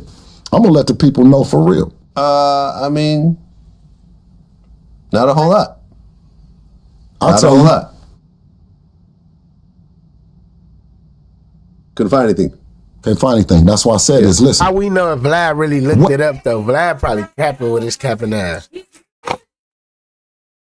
But he does represent what he does represent is talking about black people.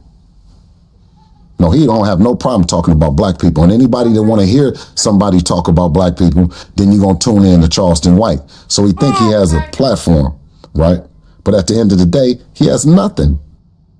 There's no articles. There's nothing good said about Charleston other than him talking about people's business and talking about what somebody else did.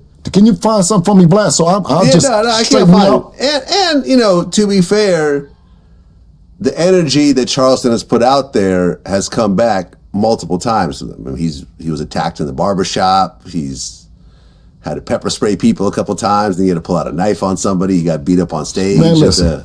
I think at the Texas show. Like, a lot has gone on. Being Charleston is not safe. I wouldn't want to be in Charleston walking the streets. Blast, sneak this. Yeah, but listen though. But Charleston just talking, man. You know what I'm saying? He's just talking. He's talking about people, and I think that I wonder what Charleston White gonna say about Vlad. This new. Charleston is a fraud.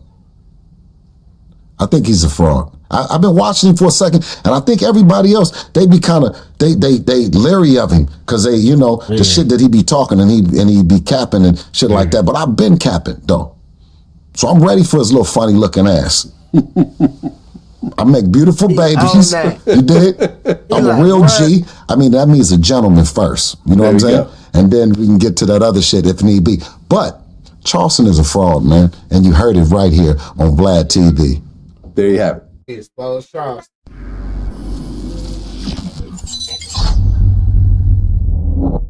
All right, here we go. Today we have the internet personality formerly known as FYB, J Main. J Main, welcome to Vlad TV for your first ever interview. Vlad. Yeah. We gonna start right here. Let's go. Is you the fucking All right, we ain't gonna do all that. I seen that already. Let's see something, man. Let's see where we can go to.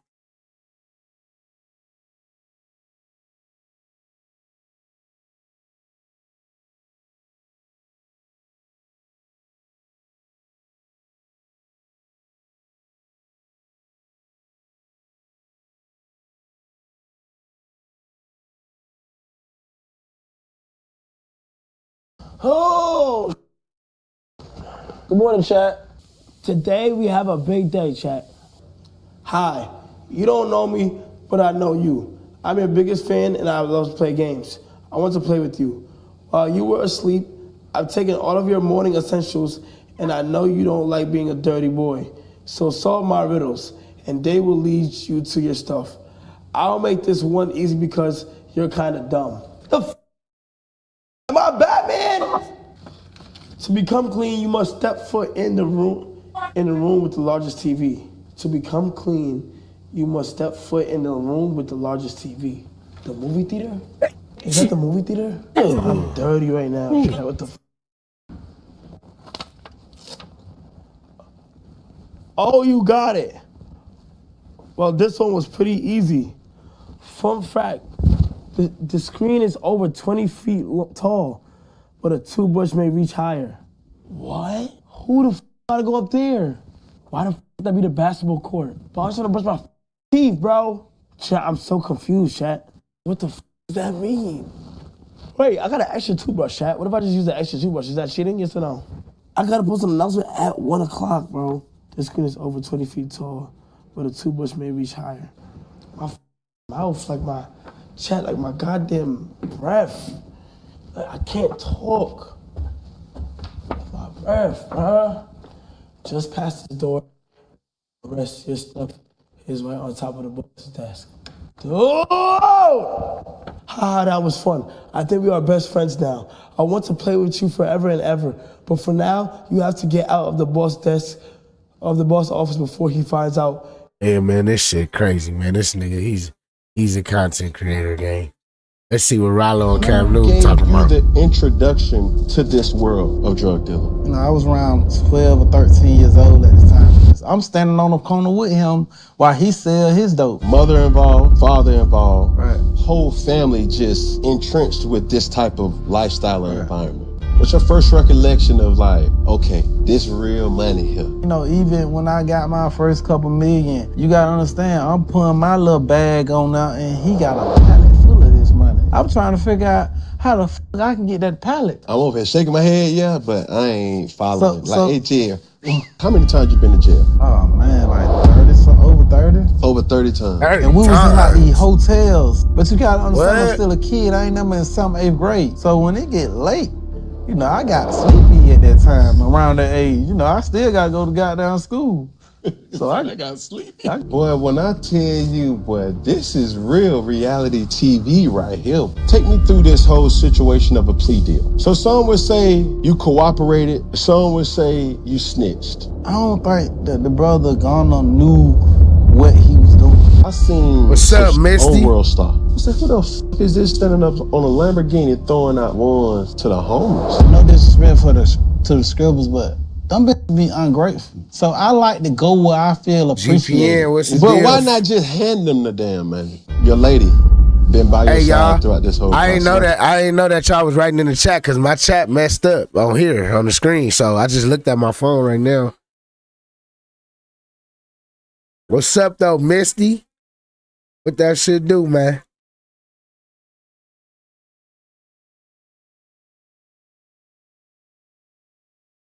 GPN, what's the big old deal? Okay. Get right, man. I'm gonna be on.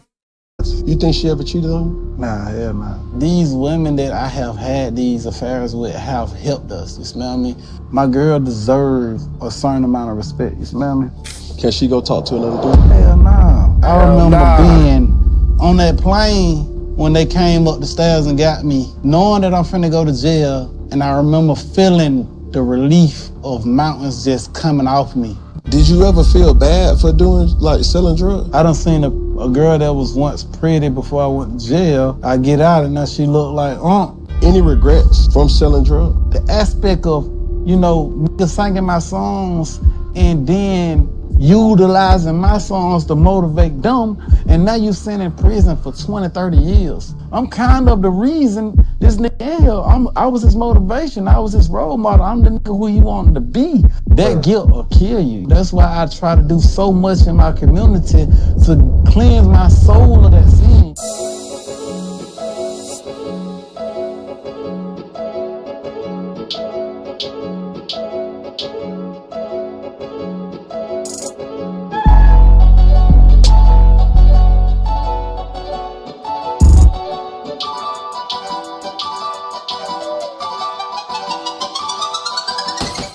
Hey, hold on, stop. We're gonna get back to the content at hand, but while I have your attention, I need you to go to iconicsaga.com and become an icon today. That's ad-free content, exclusive giveaways. Become an icon today. Just $1 a month. Back to the show. Hey, you! Come here real quick. Come in closer. Closer. Hey. Hit that subscribe button. Facts. Back to the show. Yo, what's good? Introduction to this world of drug dealing. It was a dude by the name of Big Man. He used to go with my sister. He got 2 kids by my sister, Olivia and Octavius. And this whole situation going on with what he's going through with his RICO case, how are you able to still be who you are, being able to see what the world has justified a gunner as, Lil Baby, Thug? It don't matter who, and the list goes on. We see it, I see it from a way of like, okay, that's a new beef. All right, I don't even know what the hell a beef is. I'm from a school where it's like, bro, if I got an issue with you and I see you, we gonna have to have a conversation. You see what I'm saying? That ain't no pussy shit. That's just on. If that's how you feel, it's probably something that's been told to you secondhand. Right. Now I'm hearing back, oh, he said what? Okay, cool. Rather than just going direct to the source. I think that it still got a massive burden on being a coward, you smell me, and being immature, you smell me? Like, everything you hear ain't true, you smell me? And it's best to investigate and find out the truth. But you got people like myself, let's just say me, Terrell Rollo Davis, I say Cam Newton shot a nigga in 5th grade. By me being who I am and having the credibility that I got, people will be like, okay, Cam Newton shot a nigga in 5th grade. And you know damn well you might shoot a nigga in 5th grade, you smell me?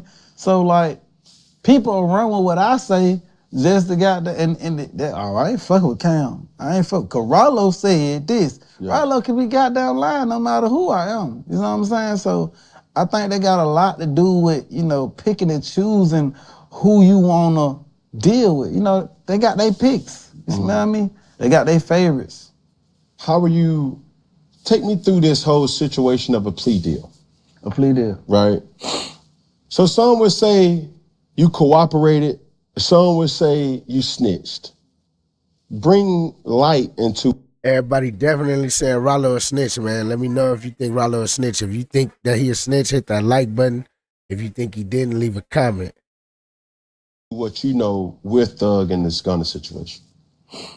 I personally don't even think that, even with, I don't think that the brother Gunner knew what he was doing. You smell me?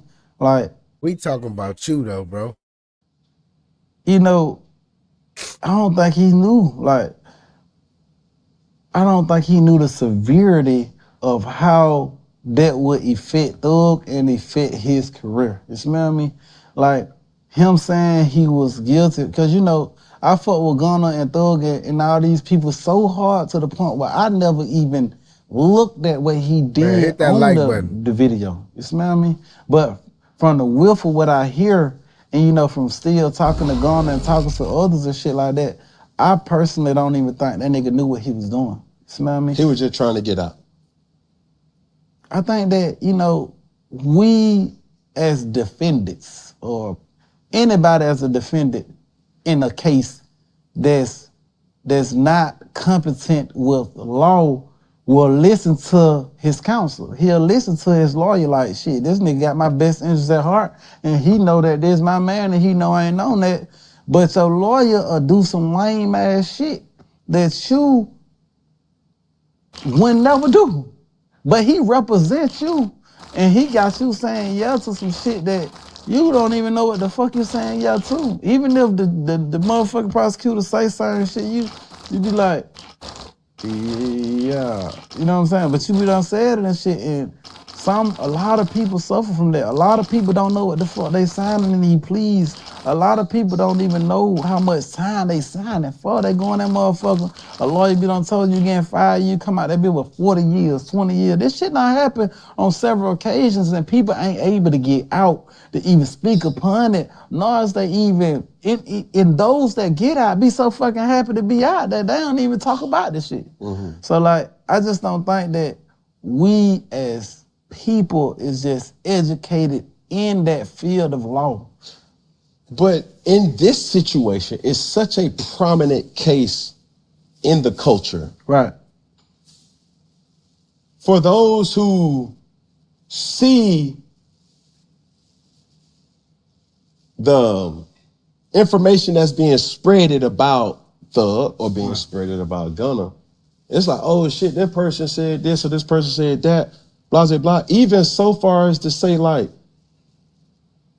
it's like, now she up. Rest in peace to Rich Homie. Right. I ain't gonna lie though, he definitely asked bro about him telling and the allegations on his name, and the nigga instantly deflected. Let me know if y'all seen that though. Or am I the only one? A theory that's out there that's like, yo, he was gonna testify against Thug. That's how did he really overdose? Did he really follow?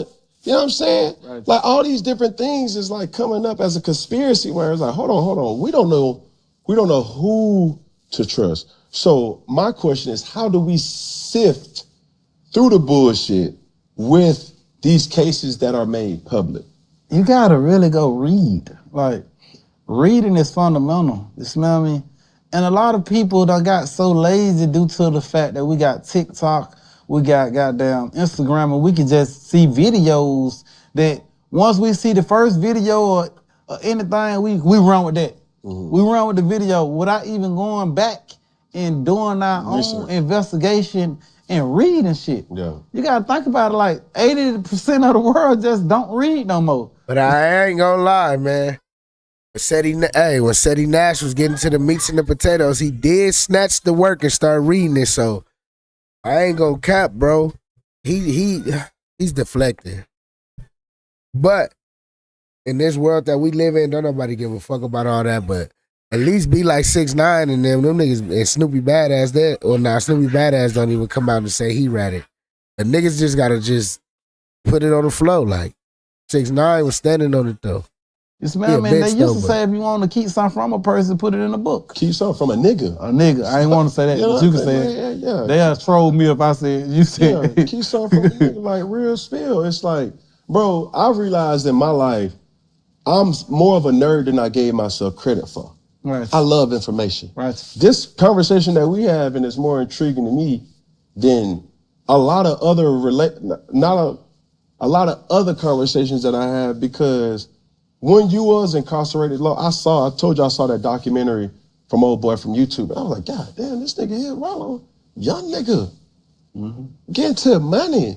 And even though we praise, like, bro, this motherfucker here was doing some shit at a high level, there's also the dark side of that. But a lot of people see through all that and say like, God damn, my boy, this shit is really, when I was young, growing up, I had OGs that wouldn't even allow me to be able to ask these questions. You know what I'm saying? Like, I had a real conversation where they call it the hot boxing in school, where they used to just go sneak into a car, everybody smoke weed, and then boom, my dumb ass go run into that motherfucker bar too, thinking we going to McDonald's.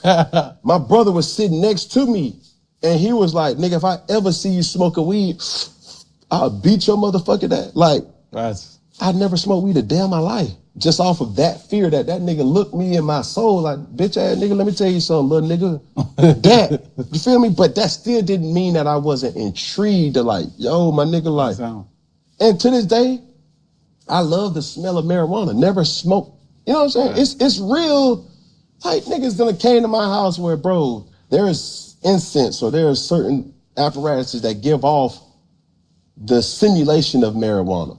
Right. I'm big on meditation. I'm big on, you know what I'm saying, speaking things into existence and just whatever. And with that whole process, it's like, yo, you gotta really zen yourself out. So without that, how you see a whole situation unfold in front of you, it's like, okay, how can I really know the difference between something that's real and something that's not? And Woody, right? You see, I keep saying it's Woody. Woody. Right. I'm sorry. Apologies. But when we see these different people Woody, y'all in want the to get into spotlight, a framework, we don't necessarily know what to believe because it's so much that's out there. You know what I'm saying? You know, in my beginning of my bed, you know, while Craig was my roommate, you know, Woody and I was in the same damn dormitory, like same block or whatnot. And then, you know, he was some shit called 30 Deep back in the days. You know what I'm saying? You know, they accusing YSL for being gang and shit, but, you know, Thug don't used to be rock crew back in the days or whatnot. And, you know, we was just a opposition of both, you smell me? Mm-hmm. And, you know, growing up and going through all what we went through, I ain't gonna speak on what we went through, but going through all the bullshit that we went through of being arch enemies and shit, when you overcome that, you know, niggas like myself and Thug became friends, you know what I'm saying? And the same thing with Woody, you know, and, you know, I used to see this man every fucking day inside the jail, in the feds and whatnot. And we had gained a good friendship, a good bond, like, this was my man. For clarity, y'all were oppositions, ops to each other. Right. You see what I'm saying? If given the right circumstance, if he would have saw you out on the streets at one point in time, and you would have seen him out on the streets at one point. It's, you see what I'm saying? Yeah. Now, given the change of scenery, you feel me? Nah, I ain't gonna cap though. These niggas, Rollo deflected, man. He let him get away with that shit. I would have been on his ass about that shit. I wouldn't give a fuck. See what Brick Baby gotta say. I mean, look, the only time I've ever heard, I mean, you're talking about 16 years of interviews, 16 years, thousands and thousands of interviews. The only time I've ever heard of an interview being used in a criminal case that actually got used. It's Keefy. Is potentially Keefy because there's no trial yet. Yeah. Right? Yeah. So we don't know whether it's going to be used or not. Now, it'll probably be used if it goes to trial. I mean, so that's the one case. That's the one case, and I'll stand on that, and I stand on it because he wrote a book about it. Yeah. Right? Before my interview, there was a whole book detailing everything I talk about in the interview. So I'll stand on that. That's what I was saying. Like, if you put it out to the public, you know, fuck, I double down on it. Do I bring, you know, like people love to say, oh, Vlad, every black man goes to jail after doing Vlad TV. Have I ever brought someone in and they've revealed a piece of information that then gets them locked up, that is then used in a case against them that's revealed that no one else knows about? No. No, it's stuff that they've already talked about publicly, stuff that's already out there. It's stuff that you can look up. It's, you know, if we ever talk about actual crimes, these are crimes that they've already done prison time for, and they have absolute right to talk about it. People just don't, they're not smart enough to think about this. Like, oh, he did 10 years for this. He's going into all these details. He's not going back to jail. Yeah, he just did 10 years already. For it. That's why I be telling people, like, if it's been done, it's been done already. It's crazy, but even when you come on, if you introduce, like, all right, you say that you'd have told this story 10, 15 times. Okay, you know that you coming on a big stage now. Now you know it's other people viewing. You get what I'm trying to tell you? So right here is where you tighten up. I'm not gonna lie to you. Like when I'm right here with you, I'm thinking more. Yeah. That's why I didn't really just say what I wanted to say about DJ Head, because it ain't really too much that really need to be expanded on. But like, you got to think a little bit more. You on a bigger stage. A lot of more people is gonna see this, police and gangsters and regular civilians. Yeah. So what you put out now, if you put something out and man, Brick Baby, shut your bitch ass up, nigga. Don't nobody want to hear that shit, nigga. Let's get them likes up, man. Let's get 100 likes. We need 85 more likes, man. What's up with y'all? What y'all on, man? What's up with my good peoples? What's the big old deal, man? What's really going on?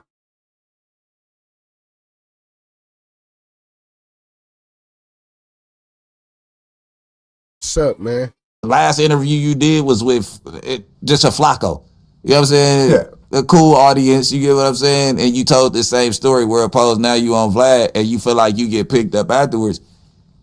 Everybody, the fans didn't see that last one. You got, you know what I'm trying to say? Like, you got to watch your mouth sometimes. I think the best example of that is, when I did Pierce Morgan with Jaguar Wright. Jaguar had been talking this nonsense for years, in the trenches of YouTube and these, these podcasts with, 10,000 followers and, exactly. These sort of hating on the smaller creators. What do you mean? What they don't understand that it ain't about the subscribers, bro. You can have 10 subscribers and have 1,000 people in your chat and gain some subscribers off of that, bro. Niggas be too cocky with them numbers, bro. That shit don't mean nothing, bro. Like kind of operations, and no one really cared. And the stories were always wild and ridiculous. And yeah, Jay-Z got Big L killed, and all types of weird stories and so forth. But when she was on Pierce Morgan, and Pierce Morgan is tied to Rupert Murdoch and everything else like that, and she starts talking about how Jay-Z and Beyonce kidnaps people and drugs them and puts them on planes, that's when the lawyers got involved. Yeah. That's when Jay and Beyonce's lawyer sent a letter to Pierce, and Pierce had to apologize and had to take that part down because, okay, now you're on a stage where this actually matters, and we don't care about the 50 other times that you said it. Exactly. And now there's repercussions for saying this. Exactly. Do you feel like Jaguar just be ranting? Yes. Okay. 100%. All right. But no truth in anything she says. No receipts at None. all? Zero. Okay. Because I'm like, nothing. Where did she come from? She used to be a singer. I mean, she used to be signed. Bad Boy. No, Jaguar Wright was signed to, not Bad Boy. She was signed to MCA. Oh, wow. Back in 2002. I'm just trying to figure out. Her last album came out in 2005. So she's not somebody who's been a fly on the wall in all these situations, and she's reporting off experience. No, she's just I mean, talking. back in 2002, and I remember, I don't think she just talking. I think she really mean all that shit she's talking about. How y'all feel about Jaguar Wright? Y'all think she be capping? I think Jag keeping it real. She just telling what she's seen and what she experienced probably. I don't know what that lady went through, fucking with them weird people. Let's get them likes up, chat, man. Appreciate everybody that hit that like button, man. Subscribe if you new. She sang on a Jay-Z song. She had like a hook, and I think when Jay-Z did like this unplugged show, I think that was she New was York, like a backup singer. What's that? Wasn't the New York? Yeah. No, that's. Or what song that's did what they say she was supposed to? Song Cry. Song Cry. Yeah, I know it was one. Yeah, well, on MTV Unplugged. She makes it all up. She either is mentally disabled and really believes it. I believe she lives in a U-Haul truck, just so you know. She got arrested for not returning a U-Haul truck earlier in the year. What the fuck? And I heard she actually lives in a car. But, so you can't sue someone who lives in a car. There's no point of it. All right, so I'm thinking she got receipts. No. Why he bashing her like that? Like he the spokesman for Diddy and them, bro. The people she exposing ain't got nothing to do with Vlad. Like, what's up with dog?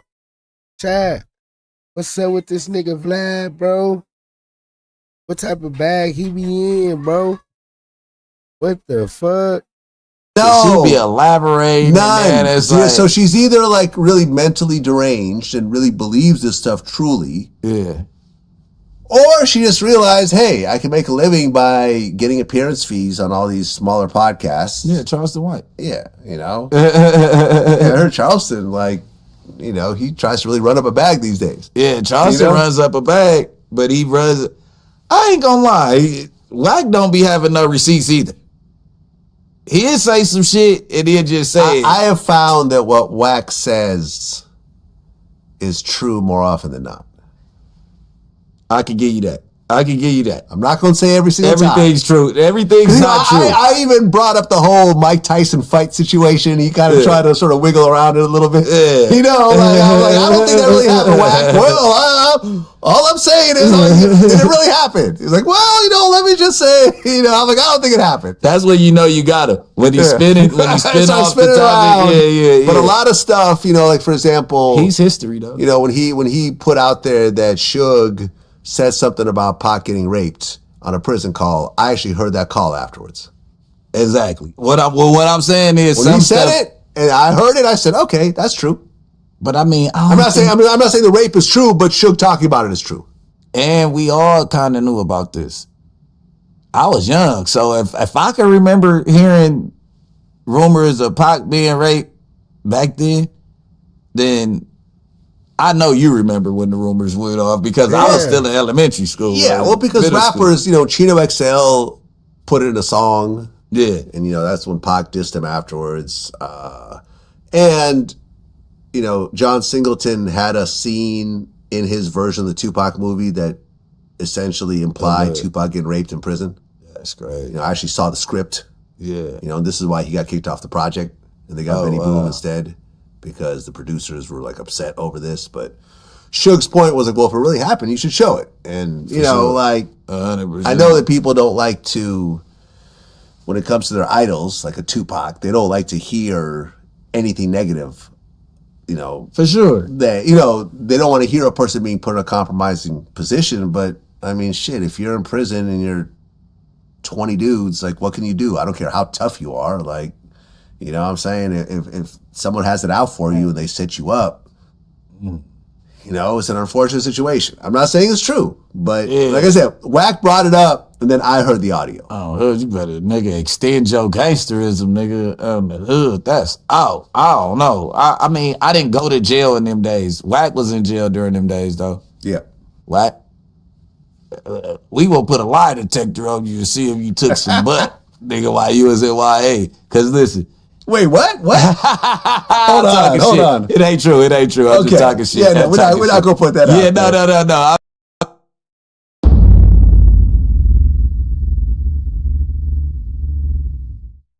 Yeah, it's crazy, man. They also saying that Diddy, he got inmates in jail making his bed. You heard about that? Bro, I'm going to say it like this. Puff going to be okay. Puff got money. Puff got hands, and all he really needs is 2 or 3 shot callers up on him, and Puff gonna become a shot caller because Puff been employing it from the prison system for down to 30 years, 25 years, and it ain't nothing to make calls and make sure he okay, especially in New York. It's people that's gonna do that regardless. He in New York, you know what I'm saying? That's his king, like he the king. So niggas want to just be a part of helping him just in case he win. You know what I'm saying? Just in case he beat it. Running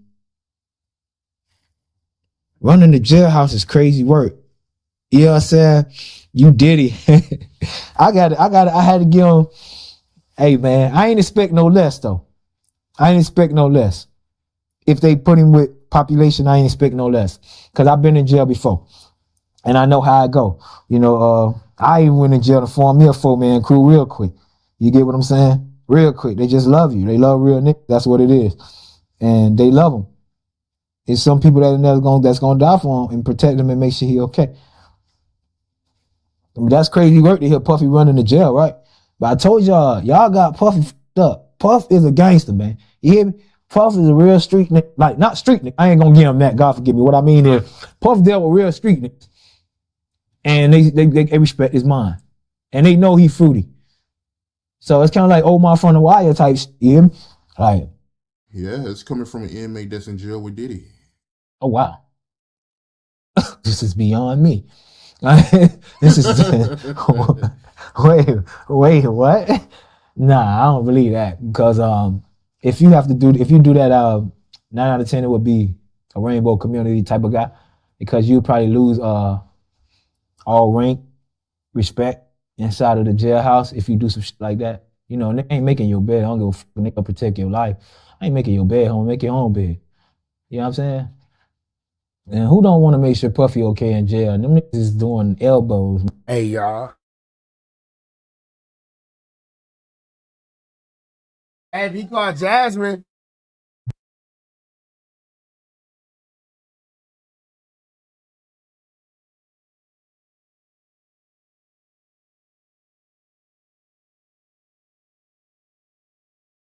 I don't know who this nigga is, though, chat. God, I never a day in my life seen this nigga. Who is this nigga?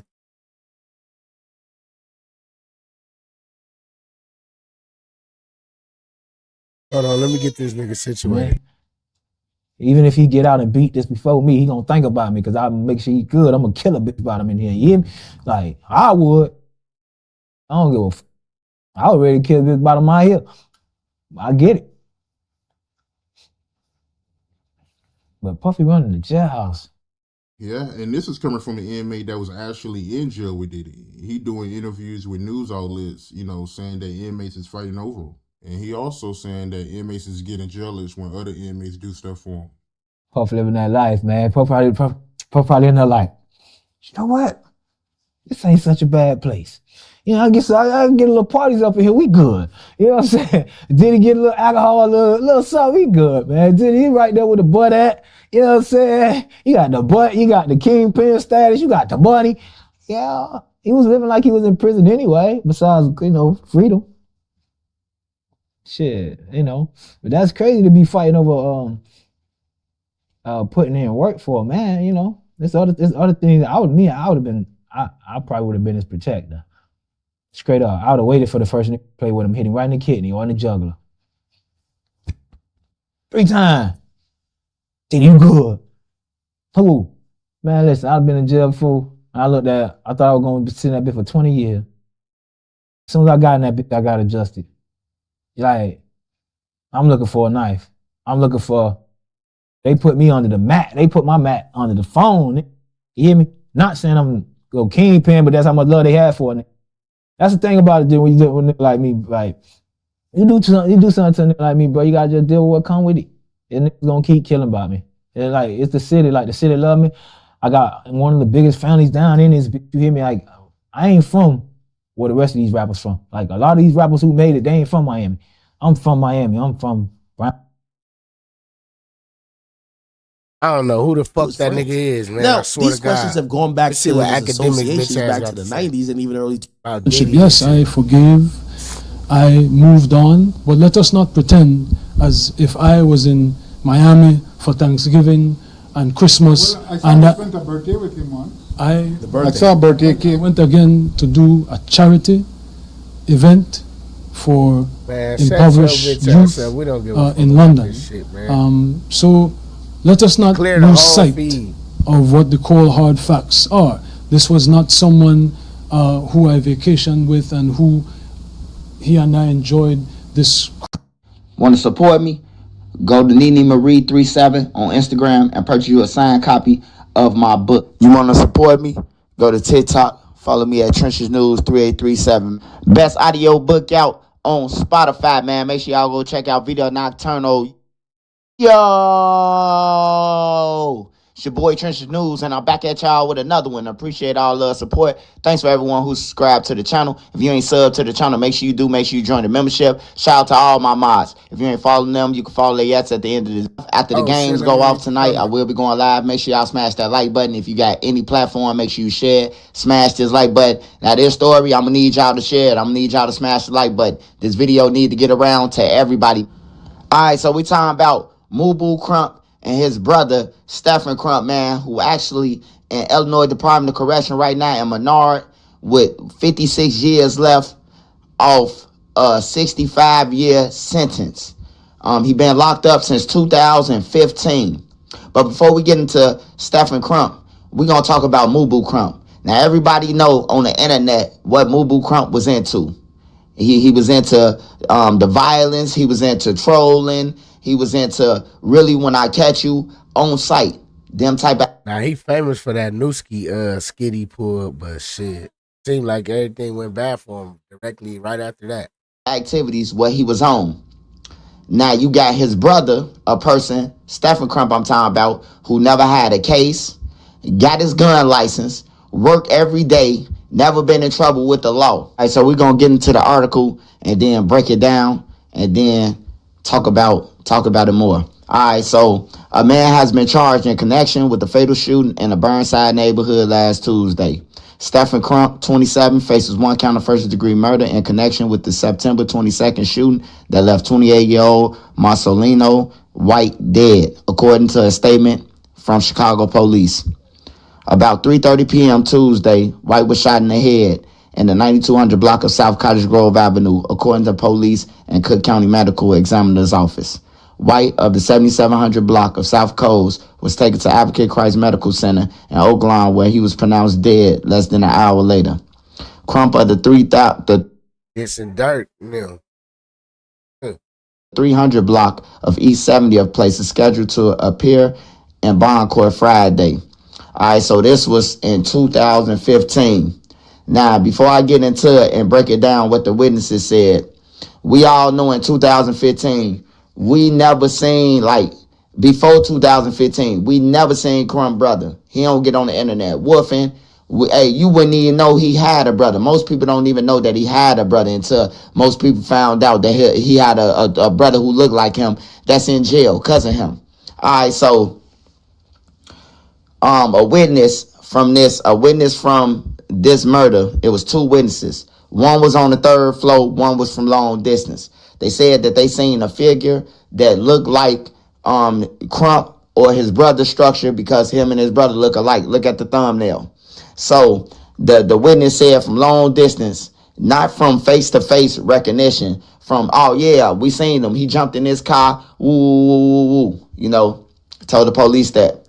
All right, so Crump had a car. That's just like if my brother asked me, hey, Swipe, I'm Trenches News and my brother in the streets. Hey, you would get a car for me, bro? I ain't thinking that my brother gonna go and do nothing in my car or none of that, And then his brother don't even tell him that he did the shit, This a working guy, licensed to carry, never been in trouble with the law. Look just like his brother. So the police end up, hitting his crib. They did a raid. Every police in the district did a raid on his crib, gang task force. Now, why gang task force when this man ain't no gang member? He just a brother of Mubu Crump who let his brother stay over. Now, they said that the witness said that they seen the person run off. Well, we know that Stephen can't run off because he always been. Yeah, my bad. My son want me to buy this fucking worm for him on Roblox. He annoying. I'm gonna just get this shit for him. Asking me. I'm gonna buy it for him. It's only $1. Before jail and in jail. He on the medical wing, man. He can't run. Everybody know he can't run. So that throws out that theory. All right, then they said that they found a gun and they said that they found a hoodie that fit the description and everything. That was thrown out. A partial thrown out evidence. You know what I'm saying? He coming back on the appeal for these things that I'm talking about. Crump DNA was found inside the car. Crump DNA was found inside the car. When the police got the car that killed Lino, Crump DNA was in there, not Stephen Crump's. And they still got Stephen Crump in there. Because, y'all know the snitch code. He won't tell on his brother, which he didn't even know. But as you sit in there, the years go by and you put it together, you know who you gave the car to and shit like that. You don't want to tell on your brother. That's your brother, but the people, they don't care. They just want a conviction and they don't care if you go outside the county and somebody pull up and kill you for that action. because they just want the conviction. So he right now is in Menard, and he has his out date is 2080. 2080 is his out date. That's 56 years from now. From a murder that your brother killed. You let your brother see a car because you legit likes to carry and everything. Why would he have some murder weapons when he likes to carry? He likes to carry. He don't need no murder weapon. If he wanted to murder somebody that bad, I feel like he could have tricked them off the streets and then shot him if he wanted to do that bad, because he likes to carry. You know, all his hopes and dreams has been snatched away from him, while his brother is gone. You know what I'm saying? The person who really did it. Now, Crump was set to turn himself in. I remember Crump said it on the live that he was turning himself in, you know, because his brother was up in jail. That's how I found out about it. You know, he was on the live one day saying that his brother up in jail for a murder that he ain't do. Get that nigga, my bad, y'all. My bad, y'all. I had to get that nigga up out the way. But damn, that's crazy how dude in jail. But basically what I was going to say, I was letting him cook. But basically what I was going to say was, basically we know what's finna happen next. He going to blame the murder on his brother. So they don't want nobody calling them a snitch and to get hurt. So they all working together. They try to push peace in their community. Yeah. A lot of people going to be putting murders on dead niggas. They're going to be telling on dead niggas. That's how we going to call it. You know, so. I'm congested as fuck. My nose.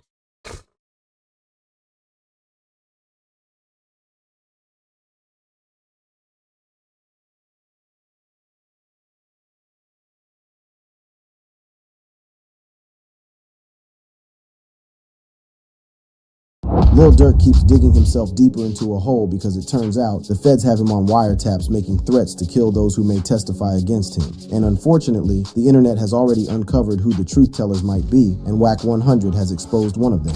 So you think that he's a federal informant? I think he's definitely working. He's running right now. The details that the informants gave the feds will have you on the edge of your seat, so strap in. Durk caught threatening witnesses. Durk's indictment has revealed a lot about the OTF boss, and it seems he had tried to mask his vicious nature behind his conversion to Islam because he wasn't playing around. Now, Special Agent Sarah Corcoran, working for the FBI, filed an affidavit that has some damning details about the OTF boss and his attempts to intimidate witnesses. According to the special agent, evidence the FBI collected during their investigation showed that Durkio was threatening OTF members who were cooperating with the feds. The affidavit reads, "Due to serious safety concerns, this affidavit does not provide the identity of these witnesses. Based on the FBI's investigation, I know that witnesses and or their family members have already received threats and or have been contacted in what appear to be attempts to influence their participation in this investigation. From the FBI agent's affidavit, someone is definitely truth-telling, and at the moment, all eyes have been turned to two potential witnesses in the case, OTF Jam and Brick Baby. Brick Baby's involvement in this case is bizarre, especially since he isn't part of Brick Baby ain't involved in this fucking case, man. I'm tired of hearing that name. I ain't gonna cap, bro. That nigga ain't involved in shit. Why do y'all keep saying that, bro? I ain't gonna hold you. OTF and isn't from Chicago. Well, this didn't stop one of his ops from tying him to the case. This is none other than WAC 100. In a podcast with Adam 22, WAC revealed that according to his sources, Brick Baby is working with the feds. So you think that he's a federal informant? I think he's definitely working. WAC also revealed that the one person who could tie Brick Baby to the case was on the run because the day OTF members were arrested in Chicago, the feds also came for the unnamed co-conspirator in LA. Unfortunately, he wasn't at his house. Day they kicked in the doors and picked up the OTF guys, they kicked in his door right here in Los Angeles. Okay. To pick him up, only he wasn't at Mama's house. Where was it at? He was somewhere in the streets. He's running right now. WAC revealed that according to the indictment, one or more co-conspirators, including co-conspirator 4, learned that Quando Rondo was visiting California and staying in a hotel in LA. It seems like co-conspirator 4 was the one dropping Quando's location. If you go in there and look at that report, number 4 is a local guy that was dropping Quando's locations. According to WAC, the world thought that the shooting in Atlanta that almost killed Quando Rondo and saw the rapper's cousin die was a drug deal gone bad between Armenians or Persians. We all thought that was a bad drug deal, weed deal. You know that. The world thought that shooting was a bad weed deal between some Armenians or Persians. That's what the world thought. However, in February 2023, Brick Baby went on social media and declared that no one can say that OTF didn't slide for Von. Okay. And it wasn't until February of 2023 that Brick Baby goes on the internet with Flacco and says, out of nowhere, the world is oblivious to this. I guess they can't say OTF didn't slide for King Von anymore. In the said video, Brick Baby revealed that OTF had slid for Von because they had taken out Quando Rondo's cousin. They say you can't say that no more. You can't say Why? that no more. Oh yeah, because of wait no. You hear Flacco? Like, Look, Flacco dick riding so hard he don't even know what the fuck they talking about on God. He don't. That nigga's a fucking goofy, man. Swear to God, bro. Crazy. You can't say that no more. Oh, because of FBG Cash? Or who? Nah, because Lil Pipe. But this isn't the only time Brick Baby told the world about their hit, because he hopped on a track and spilled the beans. In the track, Not Enough, he raps. He was Durkin trying to hit, now he in a blunt. We dropped a 100 shots, go dig your partner up. In another part, he raps. The last one we turned into a pack, we got 1 million plus. Now this is where things get interesting, because it turns out when the feds heard Brick Baby saying that, they went after him. March, the feds get on Brick. We don't know this. When Brick got picked up by the feds, everyone thought he had caught a gun charge. However, it was soon discovered that they wanted his cell phone, which the feds may have used to prove that he was dropping Quando's locations to Durk's hitman. We're under the presumption that it's an AK-47 case. But what really happened was they came there to get his cell phone. But there's more to this, because after the shooting, the feds told Quando Rondo that the gang that he was repping, the Rollin' 60s Crips, had set him up. What you think the police told Quando? That the Rollin' 60s set him up. It turns out, Brick Baby and Quando Rondo were repping the same gang. And when Quando landed in Atlanta, he checked in with his gang for protection. What was he claiming? Rollin' 60s Crip. Where Brick Baby from? Rollin' 60s Crip. Who you think he checked in with? Rollin' 60s? With who? Okay, I see where you're going with this. What's more is that Brick is a known gang member who has been to jail in the past. So for the feds to catch him with an AK-47 and not charge him seems a little too sus, and fans were on his case as well. One comment read, "Dude got caught with an AK-47 by the feds in June 2023 and still hasn't been to court. Make that make sense, regardless of the Durk case." While another fan wrote, "Brick sound like he telling, LOL. What the f***? The feds charged him and the case randomly disappeared." It's kind of clear that Brick Baby might have dropped Quando's location to his ops, because after the shooting, the Savannah rapper took to social media to denounce his gang, claiming that they didn't have his back. Although wax allegations are yet to be substantiated, one of the alleged informants seems to have been confirmed. We don't claim Brick, chat. I'm gonna keep it 100, man. We ain't claiming nobody named Brick Baby, man. His homies might claim him though, from where he from and shit. We not claiming, bro. That's a fact. I'm gonna just put that on the floor. That. Yeah, well, we ain't claiming Brick.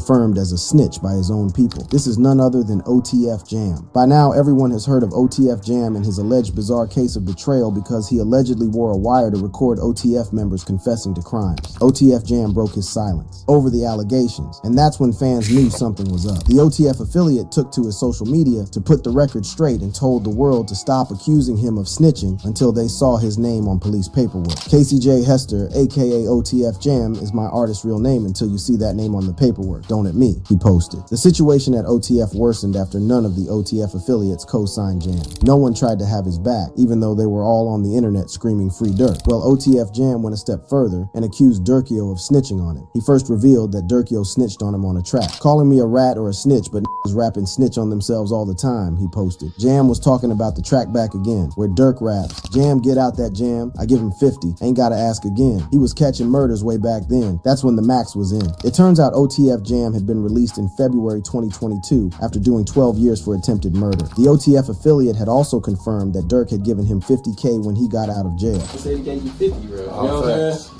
Fact. More than that.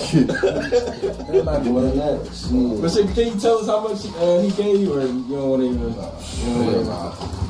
No, I ain't gotta get into all that, but bro made sure he made a way for me to be straight. Like, Turns out that after the feds heard Durk rapping about Jam catching bodies, they were onto him, waiting for him to make a mistake and take him back to jail. Who snitched on who? He snitched on me on a song. Police all up on me after that. Oh, he catching murders? Let's get him. Jam posted. Word on the street is that Jam was hit with weapons charges and was looking at going back to jail for another long period. It turns out that Durk refused to pay for Brody's lawyer or bond when he was snatched up. According to popular hip-hop commentator DJ Academics revealed that Jam wasn't too pleased with Durk and decided to snitch and avoid jail time. So are you saying that he made a threat towards Durk? I've been holding you down because I heard you say something about like his baby mama called Durk for a lawyer, and Durk may have like brushed it off, and they're like, yo, you're not supposed to brush off my call when I need something. Like, I'm the guy who does the dirt for you. Only time will tell whether Brick and Jam are telling the truth. But as for Durk, many people had already warned him about his... This nigga Academics be saying some crazy ass shit, bro. I'm not gonna lie, man. Make sure y'all hit that like button and subscribe to the channel if you new. crew and his activities in the streets, from 50 Cent to Big Meech. And since he didn't heed their advice, even his closest homies like Chief Keef and Lil Reese don't want anything to do with him.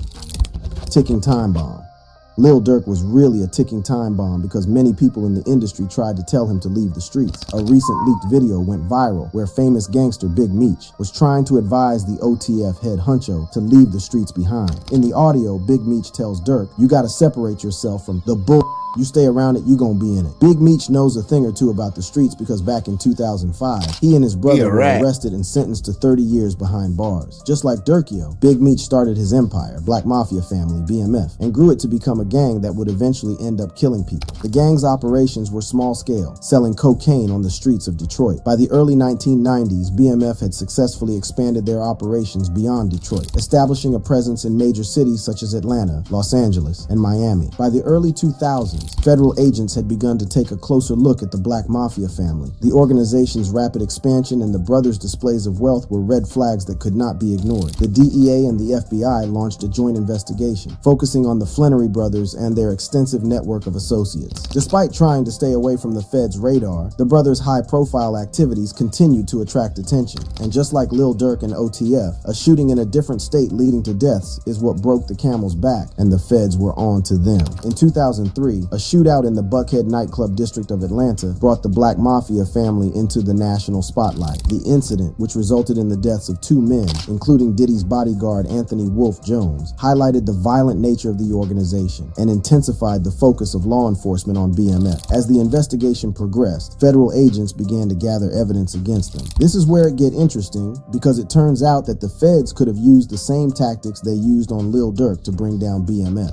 Wiretaps, surveillance, and informants provided crucial information about the organization's operations and hierarchy. BMF's connections with international cocaine suppliers were uncovered, revealing the vast scope of their criminal enterprise. In 2005, law enforcement agencies launched a series of coordinated raids across multiple states, including Georgia, Michigan, Florida, South Carolina, Tennessee, Missouri, and California. These raids targeted key members and associates of the Black Mafia family, resulting in over 150 indictments and effectively dismantling the drug empire. The evidence gathered during the investigation was overwhelming. Big Meech was charged with operating a continuing criminal enterprise, a serious offense that carries a potential life sentence. Faced with the prospect of spending the rest of his life in prison, he decided to plead guilty in November 2007 to the CCE charges and laundering drug money. Big Meech had hoped to get a more lenient sentence, with the possibility of serving a minimum of 20 years in prison. However, the severity of their crimes and the evidence presented by prosecutors led to a harsher outcome. On September 12, 2008, Big Meech was sentenced to 30 years in prison with no option for parole under the federal system. And it seems that Big Meech wasn't the only big homie giving Durkio solid advice, because 50 Cent, who was also close to Big Meech, tried to warn him about his crew, having almost been killed in the early 2000s in a street beef. The rapper recently revealed that he gave Lil Durk some advice on street life, and it seems Durkio didn't listen. Fifth and Lil Durk linked up back in 2022 to make the track Power Powder Respect. During their time working together, 50 Cent warned Lil Durk to be careful about his crew. In an interview on The Breakfast Club, the rapper was asked whether he ever tried to talk to younger artists about not getting caught up with life in the streets. Now, when you look at some of these younger artists and you see how they idolize you and idolize your music, and then you see them get caught up. Yeah. Do you have conversations with them? Like I remember Casanova, and you was trying to talk to Casanova, Troy Ave, and now Lil Durk. Do you have conversations with them and be like, I've seen this play before? 50 Cent revealed that he had warned the Chicago rapper and told him to watch his crew. Even with Durk, I was telling him, like when I had him, he was in New York. Then, like I was like, yo, this is them, right? It's a real shit, right? He was like, yeah. And I said, yo, just watch him. His crew. It turns out, even back then, someone in Durk's crew was on some funny business because the Chicago rapper told Fifth that someone had leaked his address, and he almost got robbed in a home invasion. When you said that to Durk, what was his response to you? He said, you know what?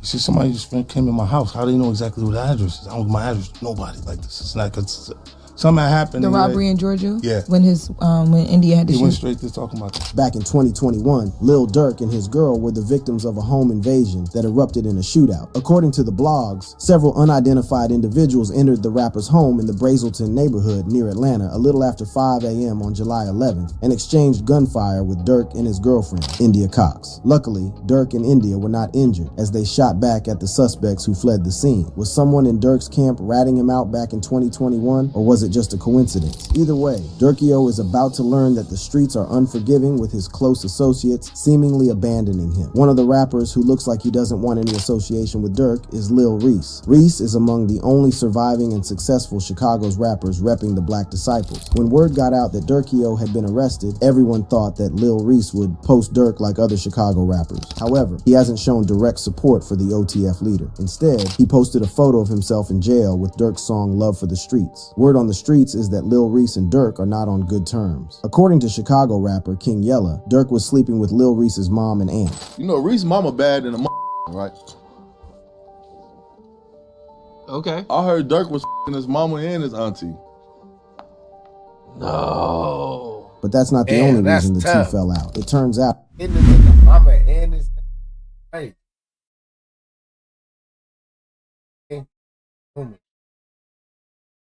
My sister Durk a slimy ass nigga, man. Fuck Durk, nigga. Durk had once called Reese a rat for going on a podcast and revealing some street business. Reese had gone on Cam Capone and revealed that he and Durk had robbed someone. I was just shooting dice for wanting all my money. I came back on the block. I couldn't get all the other guys because I knew they wasn't gonna want to do it with me. So I told Durk, like, come with me, grab a gun. He asked, like, what we finna do? I ain't telling him what we was finna do. So when we got to the barber shop, I made him rob this, and we took my money back that I had lost in the dice game.